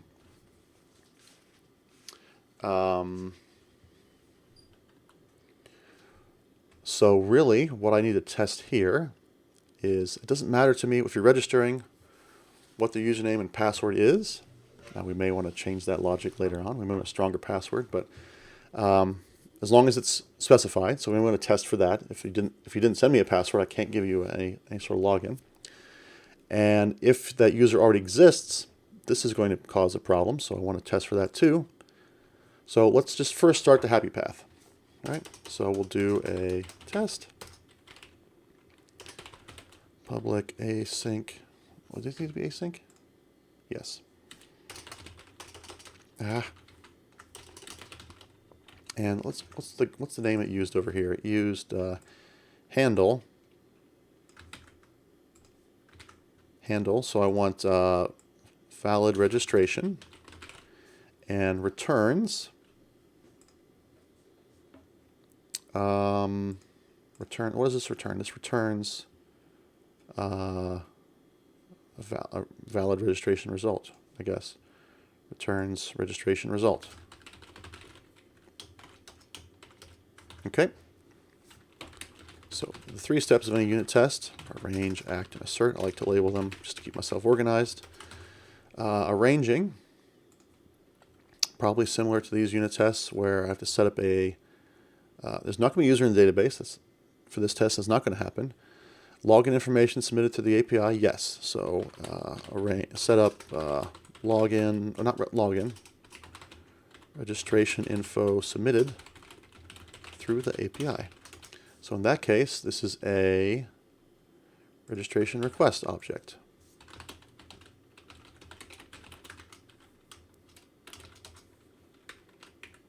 Okay, and if I remember, that has just username and password, right? So,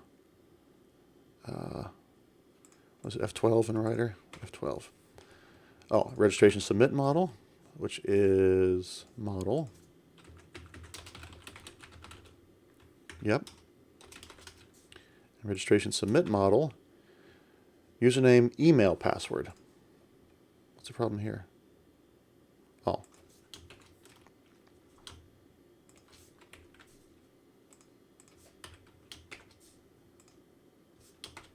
User, what? Oh yeah, because this has this nested thing because of the conduit spec. So, user submit model. Wait, what? Registration submit model. Yeah, registration user submit model. This is so much unnecessary nesting, but that's the spec, so got to go with that.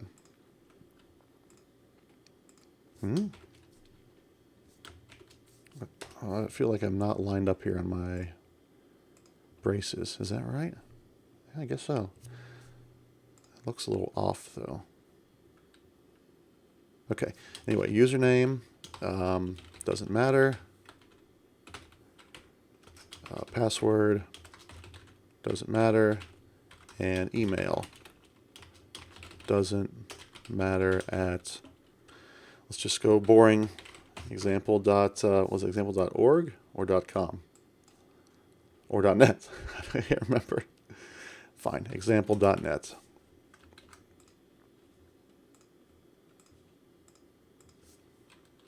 Let's check in on Docker real quick. Still loading. Okay, still starting the Docker engine. So, all right. Okay, doesn't matter for the request. Okay.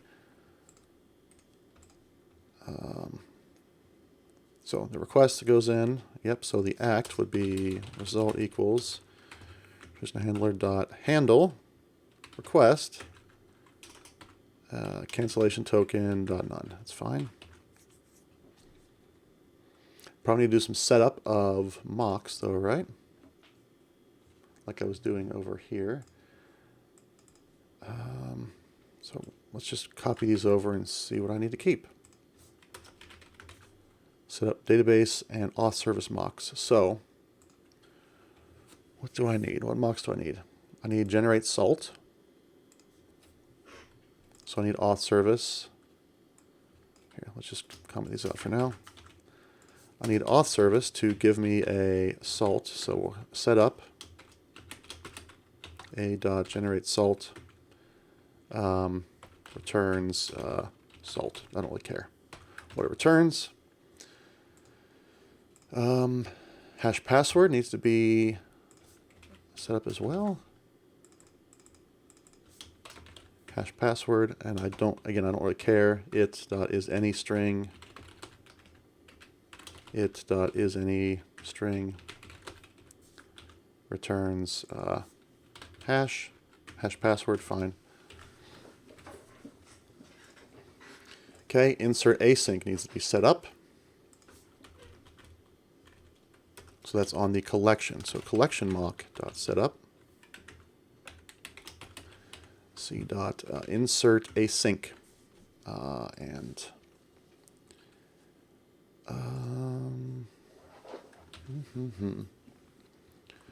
so I don't really care what it. I don't really want to test that everything was passed there correctly, or do I?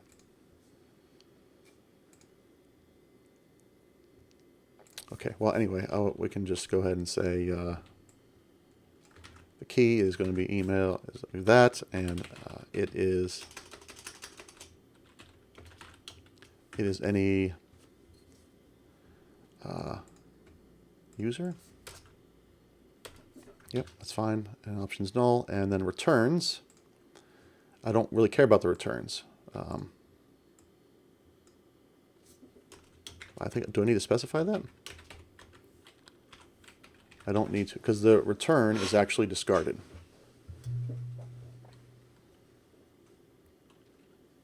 Because all I really care about is, did it work or not? And the main exception I care about is document exists. Like any other exception would mean the database is possibly timing out or is down or something like that, which I may want to handle some other way in the future. But this is probably fine for this. And generate JWT token, that needs to be set as well. It just has any username, I don't care. And the JWT token. Okay. So I think that's all I need. And assert. So we want to assert that result is not null. Sure, why not? Assert that result dot result dot user view is not null. Okay. Result dot user view dot username is equal to. You know, I might want to just pull this out real quick. So I don't have to copy and paste these strings every time. Which makes for a more fragile test. So in fact, right here, I should say submittedinfo.email. Username equals to submittedinfo.username. Also want to test, not password, but email. Submitted user email, and what else is in there? Bio. So bio is actually going to be equal to null because there's going to be nothing in there. When you register, you don't create a bio. That happens later. And the same thing with image. You add that later. So when you think of a registration process for like a website is basically you want to get your username and password in there, and then you can go into your profile later after you log in. If you verify all those steps, then you can go in and set your image, your avatar, whatever, your bio, all those sorts of things. Those happen later, not part of registration. And that kind of makes sense because, you know, setting an image, especially uploading an image, is, you know, it's an involved process, and you kind of want to be low friction when you're first registering people. So, but that actually can be something handled by the front end as well. If the front end wants to make it as all one step, they could potentially do that. The back end here, we're not concerned about bio and image as far as this endpoint goes. So it's fine to test those equal to null because that's what's expected there. Okay, I think that's it. Let's, you know what, this should probably be a wait, right? Yeah, that's why that result showed up. Here I thought it was more nesting, but I just forgot to put my weight in there. Okay. All right. Thank you, Ryder, for helping me identify that. I run this test, and there we go. Pass. Great. Okay, now let's do a test if it doesn't quite go as according to planned. Handle invalid registration. Returns, what is it supposed to return? User already exists, I guess. Returns user already exists. No, no, no, no, no, no, no, no, no. No. Actually, I don't have anything to handle that. So if they're passing in null or blank for username and password, currently that my logic doesn't handle that. So let's come back to that. I want to handle attempt. What's a good name for this? So the user already exists. User already exists in database. Returns. User already exists. Result. And really, it's by email. We're using the key for that. So, okay. Same sort of thing here applies. So I already exist as the email address. All these sorts of things, do these still need to be? So generate salt is, and hash password happen before inserting. So those need to be mocked still. Generate salt and hash password. JWT token does not need to happen because we're not going to return a JWT token. In fact, is that something I forgot to test for in here? Yeah, token is equal to token. You might want to refactor that creation code to a static method so you don't need to cut and paste. Which creation code are you talking about? You're talking about this submit model? Because it's the same thing here and here? Yeah, that might be. So actually, the last place I worked, there was a product there that I worked on. This is 7+ years ago, right? But they probably still do this. It was a way more complex domain than this right here. So this is just a very simple, submit 3 fields model. The domain that worked on there was, just huge, graphs of objects because it was a very complex, highly configurable system. And yes, what you're getting at here is a factory that creates sample data. And actually, this is a presentation that Seth Petrie-Johnson did. Actually presented this method, if I can find it. Seth Petrie-Johnson, I think he called it the mother pattern for creating objects to be used in tests. Okay, nothing there. It was a great presentation. I wonder if it's on YouTube somewhere. Let's see if he's got any of his YouTube. Lots of great fireworks, of course. No, this is all family stuff. So let's see. Seth Petrie-Johnson mother pattern. Let's see if I can find that anywhere. It's a great presentation. This is also a great presentation. Not mother pattern. I'm not seeing it anywhere. Anyway, great presentation. Yeah, it's essentially a factory, but it's a very... Oh, look at that. There's our Docker error. So it timed out. So no test containers today. We'll do that on Thursday, hopefully. But yeah, it was a series of almost Fluent-like syntax to create objects to be used for unit tests. I don't know if I need to go full object mother here, but you might be right in that could possibly refactor this. I don't know if the copy and paste savings is really going to be worth it, but it's something that I definitely should consider. So yeah, good call out there, Aaron. Okay, so generate salt, hash password. Yep, now this is where I need it to throw an exception. So we're going to set up collection, set up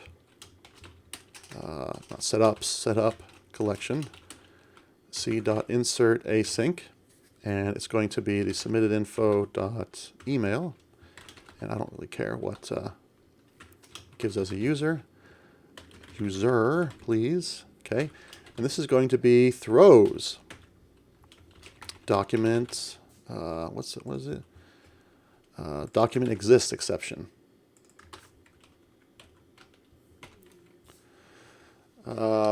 Calvin, we did static classes that had all properties of the object optional, and then it did sensible defaults inside when it eventually did the new. Yes, that's exactly what it is.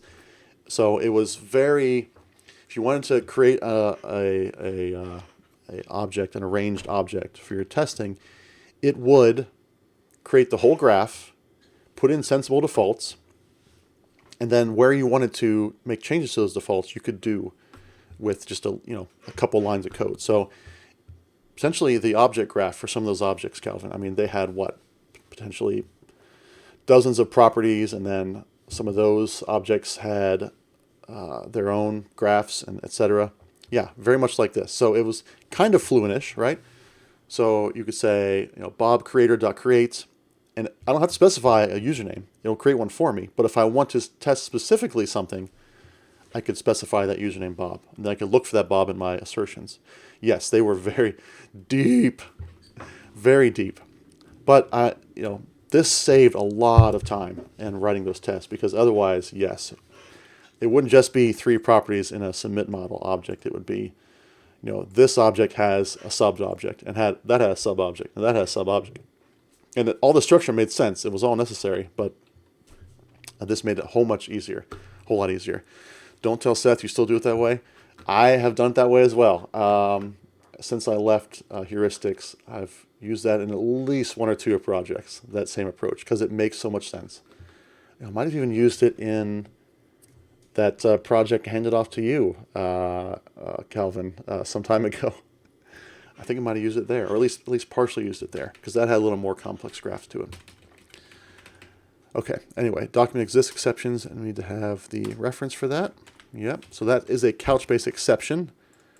So hopefully, I don't think that's internal, so that's going to be, yep, so that's going to be thrown. So basically I'm saying, I want you to act as if the document already exists and throw this exception, because that is the way the Couchbase API is designed. Insert async, if it tries to insert and this email already exists, .NET the SDK will throw an exception. So that's why this try catch is here. So that is exactly what I want to happen. And let's go ahead and do the act part here. Okay, and then we'll do an assert. So result is not null. Yep, that's fine. But we're not going to test user view, because we're not going to get a user view. We're going to get user already exists is equal to true. So I didn't mention this earlier, but this is actually one of the things I do with .NET. Is there are a lot of different assertions, assert methods. So assert that, assert catch, null, false, throws, catch, contains, equal, all this stuff. I like to stick to assert.that as much as possible, because I think this reads a little clearly. Like, I want to assert that result is not null. That's very English. I could also say assert equals result, or not equals. I can assert not null result. I could do that as well. All right. This is basically the same thing, but I think this reads a little better. And in unit tests, we're not trying to necessarily be super concise, trying to be super clear, super easy to read. In some situations, it might make sense to refactor this to a mother pattern. That's going to make it easier to read and easier to write new tests. But in this case, I'm favoring a longer assert statement over, a more concise one for readability purposes. Just the way I roll. Your mileage may vary. So user already exists equals true. So let's run this test and see if it works. Okay, had this problem again. That little red squiggle there was just kind of hard to see. So let's try it again. Don't tell Seth. Seth, I don't think Seth watches these streams. He's too busy. He doesn't even write code anymore, does he? He writes some Python probably for his home automation stuff, but he doesn't get into code very much anymore, at least according to his Twitter rants. Okay, so that test is passing. All right, now let's do some test-driven development, shall we? This is where I write tests before I write the actual implementation. So, invalid, registration form returns something. I don't know, some sort of error. So this is a situation where a user is going to submit, let's say, a blank password. And we might turn this into a test case, actually, but let's just hard code a blank password for now. You can't register without a password. So that's no good. I'm not going to set up any sort of mocks for this because this should fail right away.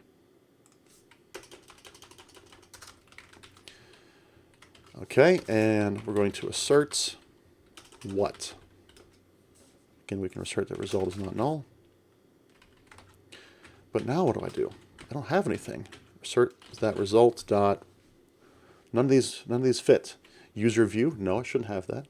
User already exists. That's not an error. That's not the correct error here. So result is invalid. Submission, invalid registration. Registration is equal to true. Okay. I could also switch this to is valid registration. I don't know.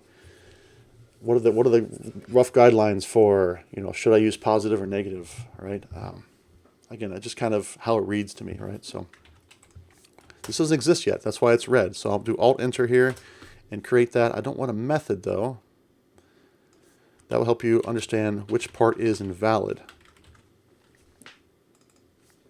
If you say invalid password, okay.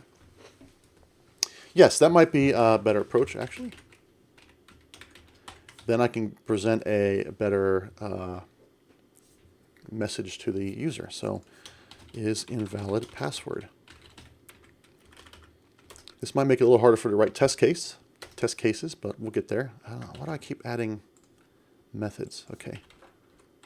Bool is invalid password. Okay. All right, and so if I run this test, what's going to happen? It's going to fail because I don't have anything mocked out, and yeah, I don't have that functionality written. And I think I actually do want to stick with the is invalid versus is valid because the default value for a Boolean is false. And so that could give me a false positive unless I switch it around and say, okay, must be equal to true. So where do I put that validation? Maybe it doesn't even go in the handler, right? Should it be valid by the time it gets to the handler? Or should that be handled in the controller? Validation on this submit model. So I present that question to you, and I'll present that to ChatGPT. Where should password validation check take place? In the ASP.NET controller action or in the mediator handler that the controller action calls? The controller action, not calls, but yeah, what's it calls? So what are your thoughts? And possibly the answer could be both places, right? But that can get a little redundant. But let's see what ChatGPT has to say. Fluent validation, yes, but fluent validation really it's a library, yes, but that means it's going to take place at the constructor or at the action level, right? Okay, so ChatGPT says here to perform such validation as deep as possible in the domain logic, which would be the mediator handler in this case, yes? Here are the reasons. If it's located in the mediator handler, then it doesn't matter where the request comes from. ASP.NET controller, test case, or even another handler, which we know from earlier conversations with ChatGPT, you shouldn't call a handler from a handler, but in this case, it kind of implies that you can. Ease of testing. When it's done in the handler, it's easier to write unit tests that ensure the validation worked correctly. I'm not sure that's true. Separation of concerns, keeping the controllers lightweight and responsible for handling HTTP-related concerns. So I can agree with that. That said, you might want to do a preliminary validation in the controller, checking if it's not empty or if it meets some basic length requirements before passing the request to the handler. This could provide quicker feedback to the API consumer. And in this case, it's not going to make much difference in terms of latency. Any crucial business logic validation should reside in the domain logic to maintain the application's integrity, in this case, the handler. Okay, so going with ChatGPT suggestion, I don't put it here at the controller level. I do it in Mediator. Now, I believe I can use Fluent Validation with Mediator, if I'm not mistaken. That means that raises the question, should I use Fluent Validator for this? Very much so what? Very much so if I can use it with Mediator. So just show me an example of that. How about show me an example of using Fluent Validator with Mediator? You've only ever used it with Mediator. That's interesting. I've only ever used it with controller actions. You can easily integrate into Mediator for validating requests before they reach your handlers. So easy. I don't need your editorializing, ChatGPT. Just give me the code. All right, let's see. Here's an example of how you might use Fluent Validation with Mediator and ASP.NET Core application. That's what I'm doing. So here's the validator, abstract validator of a certain object. Yep. So there's where I put all the rules. Fine, fine, fine. Create product command as Mediator request object. Yep, that makes sense. Configure it in startup. So if services add controllers, add Fluent Validation. Okay. For the assembly, fine. Add Mediator, yep. Add pipeline behaviors. What is this pipeline behavior stuff? Add pipeline behavior, validation behavior. Okay, interesting. Registering all validators from the assembly containing, that request. Using that, okay. Create a validation behavior pipeline, which is what this is right here.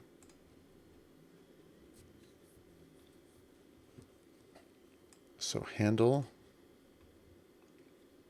So any validator request, okay.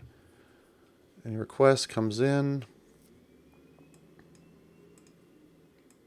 If there are any validators, then get the context, do all the validation, task one all, collect all the failures, and then throw those exceptions. Okay. Well, this kind of raises a question. If I'm going to have is valid password, is valid username, is valid email address, can I still split those out with this? Okay, and or maybe I don't need to. If it's just returning the messages, that should be fine. Use Mediator to send your command. Yeah, okay. So that no change there. Now before the create product command is handled, validation behavior checks if there is a validator for create product command. If there is, I'll validate request. Throw an exception.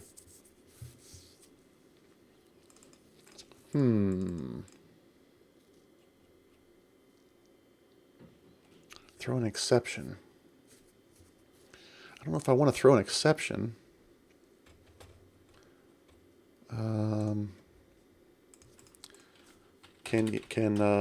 Let's see. The pipeline only needs done once for all your validators requests. Yeah, I assume that was just, this is one, you did create this one time. I don't know if I want to throw an exception though. Can this be done without throwing an exception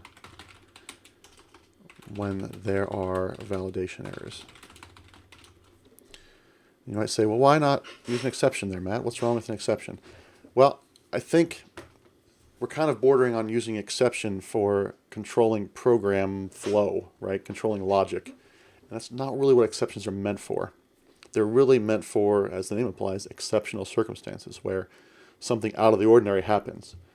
In this case, someone submitting an invalid email address because they made a typo or something, that's not really exceptional. It's bordering on it, right? Because it's, it's a mistake. Someone made a mistake. All right, but let's see what it has to say here. You can indeed do this without throwing exceptions for validation errors. You can make modifications to return a result object containing the errors instead of throwing an exception. This can provide more flexibility and control, particularly in API scenarios. There you go. When I want to return a user-friendly HTTP response, which is what I want to do. I don't necessarily like the term user-friendly. That's kind of a vague, hand-wavy term, but the envelope pattern, yeah, something like that. Here's an example of how to modify validation behavior. So yeah, this is going to return a response from the handle, but then how do I actually pick those up? And where do I pick those up? Let's see. Returns a result with the errors. This requires your handler to return a validation result or a subclass of validation result. This approach might be more complex because it can change the way you write your handlers and process responses, but it can also provide more user-friendly. Again, with the user-friendly API response when validation fails. Going to bail for a long lunch. Catch you on Friday. Hey, Calvin, thanks for hanging out. Enjoy your lunch. I'm thinking about lunch myself. It's coming up on lunchtime. I got about a half an hour till this stream's over, but I don't know what's for lunch today. I'm going to see. Oh, my wife just pinged me on a message. What time is lunch? It's about noon. What's for lunch today? Let's see what's happening. One of the great things, my wife works at the school in the cafeteria. She's a cook. And that means during the school year, I'm on my own for lunch. So I got to put together a cold turkey sandwich or go out to McDonald's or something. With her home, sometimes, it's a quick lunch, but sometimes she cooks one of her tremendous meals and I get to eat so well for lunch. Another benefit of working at home.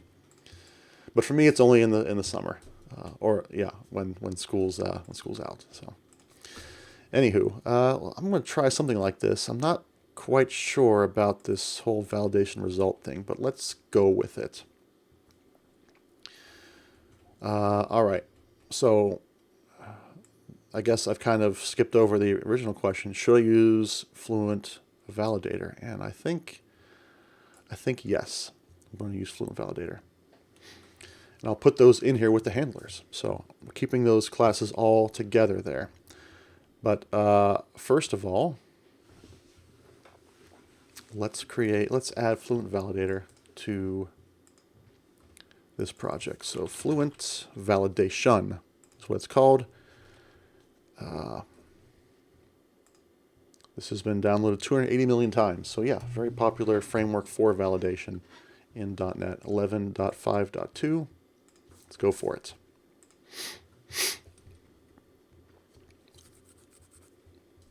Okay. This has kind of gone in out of weird order here. It's telling me to create this class first. I haven't even added the dependency yet, but okay, let's go over to program. And we're going to add, services.add controllers. Where's that at? I think I have that already, right? Yeah, here we go. Got to sneeze here.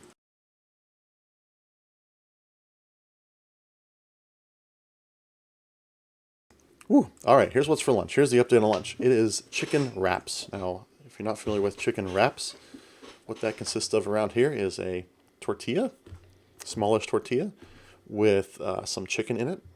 Sometimes fried chicken, sometimes grilled chicken.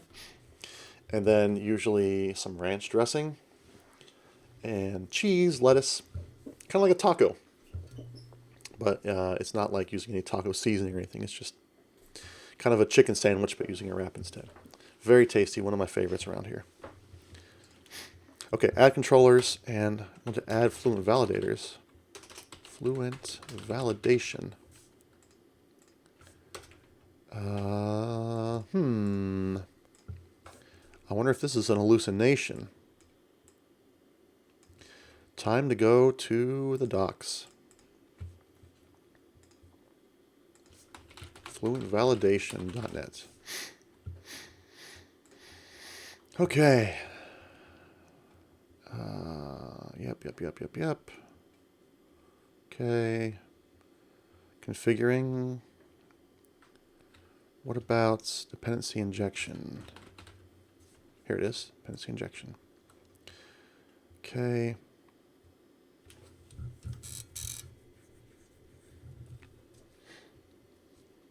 Automatic registration. This is what I'm looking for. Okay, so that was an hallucination. There is no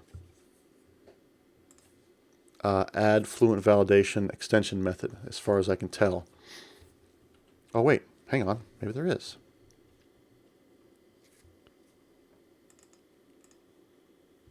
ASP.NET integration. That's what I'm looking for. Okay, maybe there is. Oh, there's a separate package. Aha. Okay. Fluid validation ASP.NET Core. Add that one in there.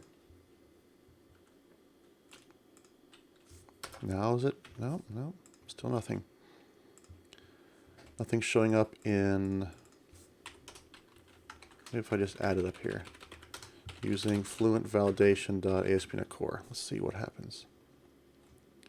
Where is it? There it is. Add fluent. Oh, it's crossed out. Why is that? Obsolete. Calling it is deprecated. So, okay, it's not a hallucination, but ChatGPT gave us something that's deprecated. So you always got to be on the lookout for this too. It says add fluent validation auto validation dot add fluent validation client-side adapters instead, which has the same effect. Validation auto. So wasn't that? Why wasn't that in the? Where's my browser? Add fluent. Okay. Okay, add validators from assembly. See this page for more details. I feel like I'm jumping around a lot in this documentation here. You can use dependency injection extensions package. What? That's a different package. Automatically final the validators. Okay.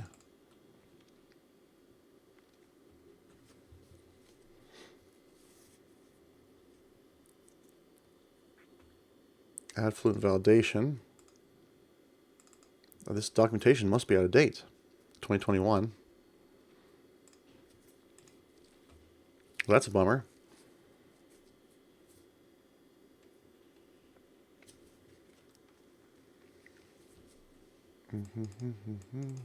Auto validation. Okay. So maybe I don't want that package because I'm not using it. I don't plan to use it. Oh, they don't recommend it anymore. Okay. Yeah, I don't plan to use it with my actual. Wait, where is it? My actual controller actions. At least not yet. So get rid of that. Auto-validation is not asynchronous. If your validator contains asynchronous rules, then your validator will not be able to run. You will receive an exception at runtime if you attempt to use an asynchronous validator with auto-validation. Ooh. Okay. Is that going to be a problem for Mediator? You've mentioned you've used it before with Mediator. All my Mediator handlers are asynchronous.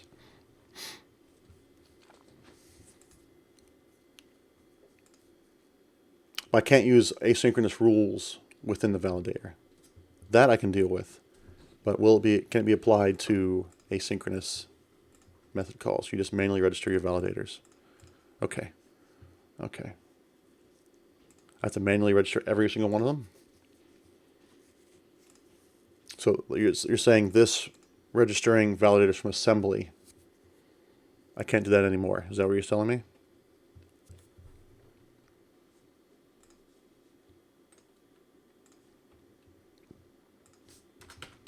Add fluent. You're saying no, you're not telling me that. You're saying that's okay. I do need to want this pipeline behavior, right? Still need that. Okay. Here's the link. I think it was just here. Manual validation approach, you'll inject the validator into your controller or Razor page and invoke it against a model. Well, in this case, it would be a mediator object. or yeah, handler, mediator handler.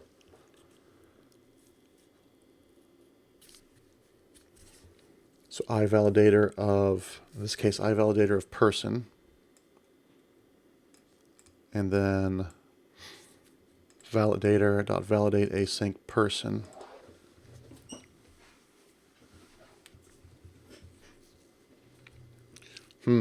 Okay. Because our validator is registered with the service provider, it will be injected in our controller via the instructor. Yep. Can then make use of the validator inside the create action. So I can still register all of them at once for injection. Okay. Services dot, okay, I'm going to copy and paste that right there. I'm going to say down here, probably, builder.services, add validators from assembly containing, which is not in here. So where does that come from? This is the dependency injection extensions. Right, yeah, I know I'll change that, but I want to make sure I have this actual method here. What library is that in? And that appears to be another library. Dependency injection extensions, which is used by 112 million downloads. So there we go, get the DI package. So not the ASP.NET Core package, but the DI package.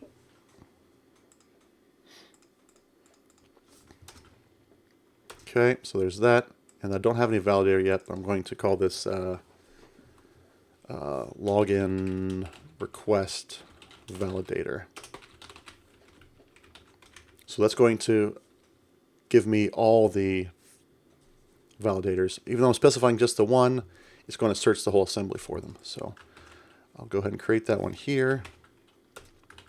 Login request validator. Okay. And we'll go back over to my browser. So I have to inject this into my mediator handler. So like right here, this has to be injected. Yeah, iValidator, yep. Oh boy, okay. Well, that is a little annoying because now my unit tests are going to break.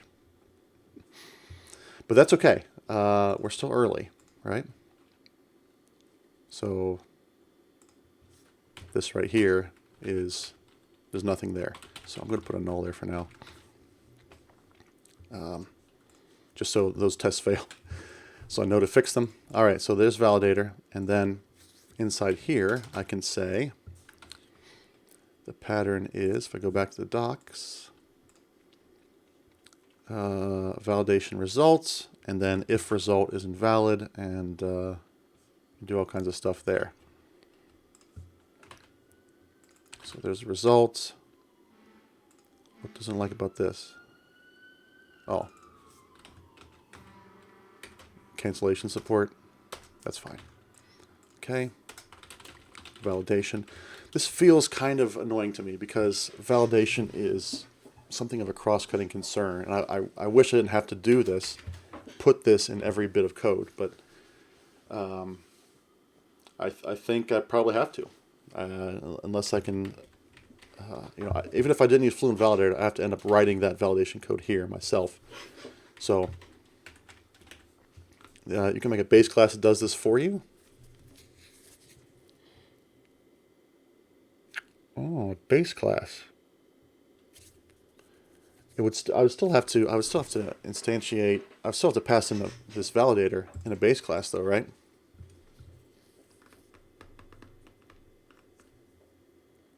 Generics.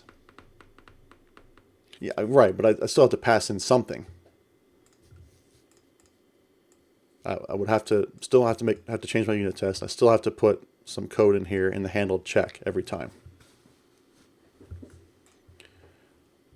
Pass it in as a T and let it do the work. Yeah. So I still have to do that. So I don't know if I gain much by has to do the work every time. Aaron, I don't want to do the work every time. Ugh. Yeah, well, that's okay. I think I can live with that. So there's the validation. If result dot is valid, we can say if it's not valid, then what do I do? So I can return my new login result. And what's in this result? What's in there? We've got errors. I could just give a list of no beach towel, sand, and lake here. Only work. Boo. Okay. So just an array of errors. That's probably good enough, right?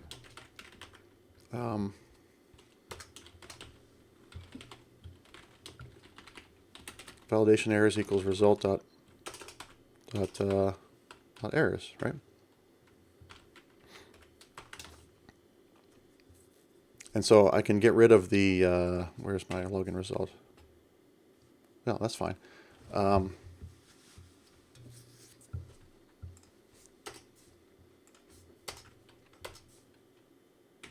Yeah. So the one slight drawback to this is now this result object is tied to Fluent validation, but that's not that big a deal. But let me go back to the standardizes the way you handle validation. So in some ways it's work, but guarantees you do it the same way and separates it out. Yeah, it is true that we're going to see some separation here. You're going to see that in a second. This is boilerplate that's going to be in every handler, probably every handler. Kind of annoying. I could make a helper base class or something, but it's still going to be a piece of code that's going to be run every handler. Kind of annoying, but validation is kind of annoying in general. If you just pass the correct thing, we don't have to worry about it. So anyway, okay. So my validator has nothing in it right now, so nothing going to happen there. I need to fix my tests. So, oh wait, hang on. Am I looking at the wrong thing? Okay. Gosh, I'm writing a test for registration handler, and I'm messing with the wrong thing. So we'll come back to this. Shoot. Got myself all turned around. All right. I'm going to create another validator called registration request validator. And that's going to be, well, those need to inherit a base class interface or something? Where was that code at? iValidator. Wait, no, what? Is it iValidator? Oh, yeah, that makes sense. So this needs to handle iValidator of login request. Oh, abstract validator. Well, which one should I use? The interface or the abstract? Aaron says abstract. Oh, what? So it means I have to override something. Abstract validator. Just a constructor? Was that it? Abstract gives you some freebie code. Okay. Well, let's override the constructor, and we'll go from there. So I can just do rule for, etc., etc. So I'm not going to do that yet. We're going to test drive this. So this would be abstract validator of registration request. And again, constructor. Okay. Look at that. That is GitHub Copilot, I believe, trying to suggest how I write some validation rules. So that's kind of nice. All right. Handler. So validation errors. So I'm wanting to test the registration request handler. So this invalid password stuff, I'm ditching that. Instead, registration handler. This is where I need to put some validator as well. Validator of registration request. And add that there. And then we can say, just the same code I had before, basically. See, this is where it gets kind of annoying because it's just copying and pasting. Same old thing.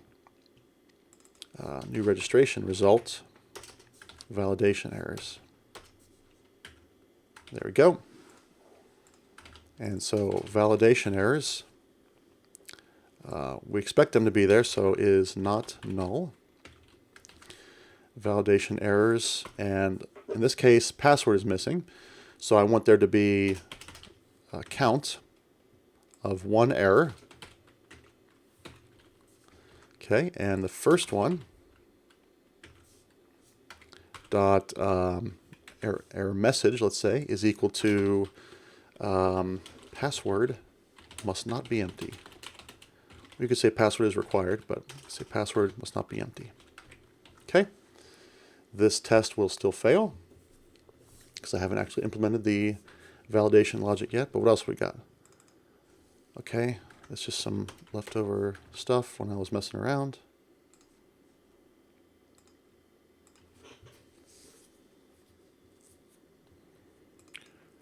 Oh, okay. So there's where my test is. Okay. So for this is looking for a iValidator of registration request validator. I don't want to put a mock in there, I don't think.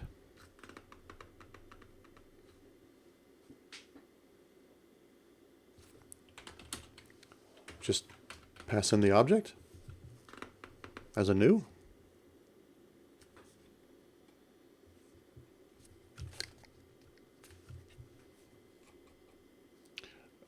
Yeah, because I don't have any DI set up for this, so maybe that's all I need to do.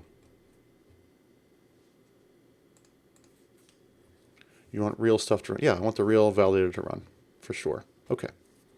All right, so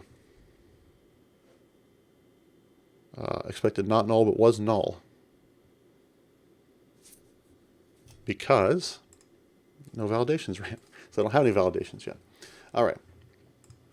Here's the validator. Okay, so we got registration request coming in. And really, right now we're just testing passwords. So we're going to say rule for x dot model dot user dot password. Is that right?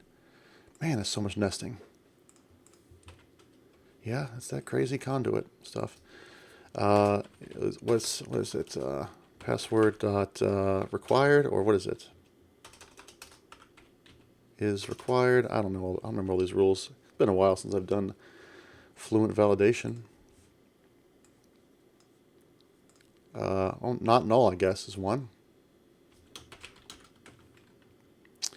Yeah, the min length and stuff. I want to get there as well, but right now I'm just testing that it does exist. So let's. Oh, and this is what I'm passing is empty string. So this is where I can probably bring in test cases. But let's say, is it not empty? Yeah, not empty. Okay. Oh, I didn't specify message though. Okay. Yeah. So it generated its own message. I'm going to put in my little friendlier message. Was it with message? Password must not be empty. Period. So you kind of see the benefits here of fluent validation is that I get this nice little, again, somewhat English-like, readable structure to my validations. So, hey, that works. Okay, now, before I close up for the day, we got about 10 minutes left, I'm going to do some test cases. And we're going to go with empty string password.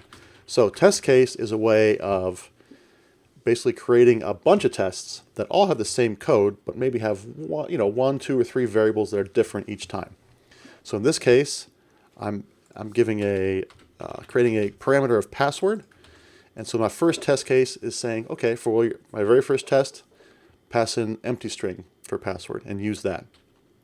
So this test is identical to the last one, so it should still pass. But then I can go and say, what if they pass in a null for the password? then it's, well, it still succeeds. Oh, that's interesting. That shouldn't have worked. That shouldn't have passed. Does not empty also... Oh, there we go. So validation will fail if the property is null, an empty string, white space, or an empty collection, or the default value. Okay, so that's a freebie. Now we can also get a little more prescriptive and say, okay, password is not a good password. Why is that? We can say it's not long enough. All right, so min length of 10, right? And does with message get hung on each of these so I can have a different message? Yeah. Password must be at least 10 characters long. Look at that. Nice little autocomplete for me. Okay, the problem here is that also this needs to correspond to a message. Message, and password must not be empty.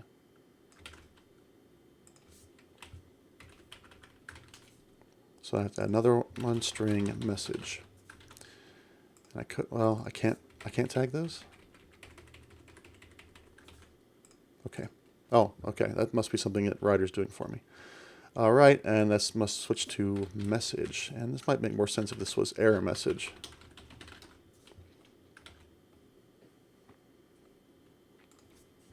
And the same error message here. Password must be, oh, what's happening? Password must be at least 10 characters long.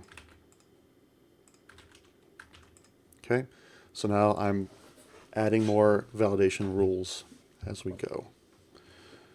Okay, why didn't it like that? Password must not be empty. Expected 1, but was 2. Oh, okay. Because now I added this requirement here, and that's also going to fail that test. Okay. So I should say is greater than or equal to 1. And any error message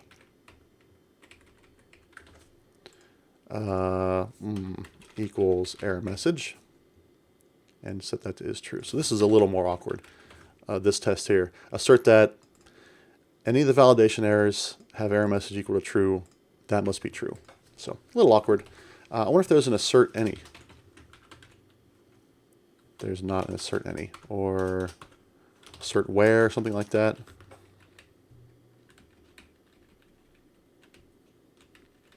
Assert something. Yeah, it doesn't seem like there's one. Well, is there assert collection or contains, maybe? Contains object expected. Sure, it says object. Yeah, so that's not really what I want either. So we'll go with that. That's fine. So now this test should pass. So that wasn't actually an error in my test. You gotta watch out for sometimes. Okay, that's passing. Okay, is there any sort of like password, like strong password extension, so I don't have to write all this stuff myself?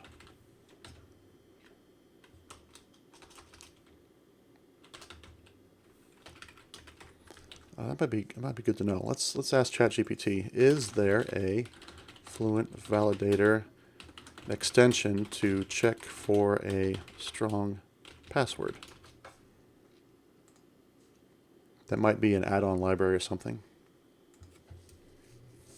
Let's see what it has to say.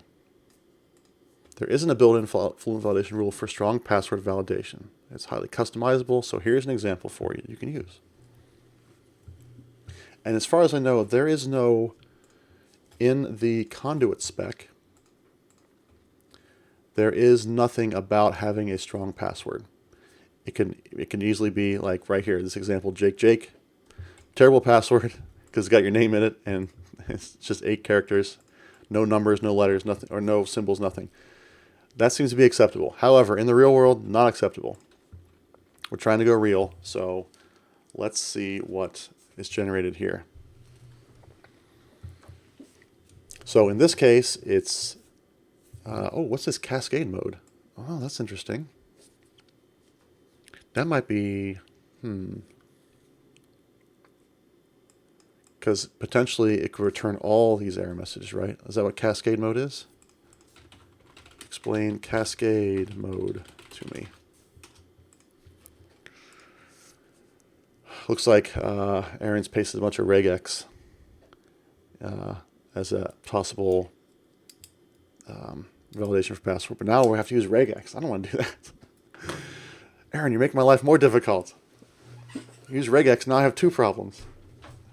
Okay, let's see what this cascade mode stuff. This is kind of interesting. The default behavior, it's going to continue to execute subsequent rules. Oh, okay.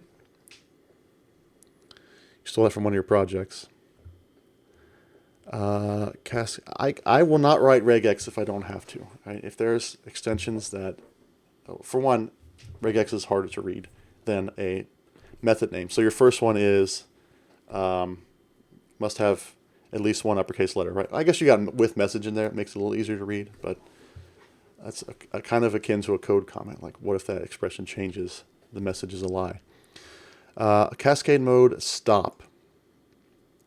As soon as it finds an error, it will stop validating. That's interesting. I might want that. I might make the test a little easier to read too. Cascade mode, stop. Then I can go back to my tests and switch this to is equal to 1. First, dot error message is dot equal to message. Makes it a little easier to read the test if I put it in cascade mode. Stop. Okay, pass. All right, now what else? So you've got minimum length. So what ChatGPT came up with, and we're running low on time here, so I think we're going to call it there, but you can see it gave me a nice little set of functions, not using regex. I could probably ask it to rewrite it in regex. It'd probably come up with similar to what Aaron has there. But nice and readable, must do this, must do this, must do this. And so you can see where this is going. So all the validation logic is encapsulated here, despite the fact that I have to put this little if statement in the handler. It's a small price to pay. I could probably, probably make this a little smaller, but something's going to have to be there every time, unfortunately. Anyway, so that's it for today. Thank you very much for joining. I'm sorry we didn't get to use test containers. I'm going to do a reboot probably today and try it again, make sure it works before Thursday, and then not mess with any updates of WSL or Docker so we can get that working. And I know it's going to work fine in GitHub workflows, but of course that's a little slower to demonstrate. So I want to get that working here locally. Let's go to my team on Twitch. Hey there, Dex0IGY7. You seem to be pasting some sort of maybe Russian or non-English language in there. Thank you for joining. Sorry, this is a English chat and just about to close down. But thanks for joining. And we're going to go raid somebody. Who should it be? So I've raided C# Fritz recently. I've raided Finite Singularity recently. Both great follows, by the way. What about Paragon Stream? This is, again, a non-English channel. What about, this looks like it's also non-English. Yeah, but it's about ChatGPT. Kind of interesting. So I don't know. Let's go ahead and raid Finite Singularity since I'd raided C# Fritz last time. I hope you'll join me over there. Say hello to Finite Singularity, if I can type it correctly. And be nice. Look, he's talking about acid. That's a very interesting topic to me. So we're going to raid Finite Singularity. Thank you very much for joining me today. I hope you enjoyed it. I will be back on Friday at 9 a.m. Eastern U.S. time. And we're going to continue this. Add more validation. Hopefully get some test containers in place. So have a good day, everyone. And we'll see you then.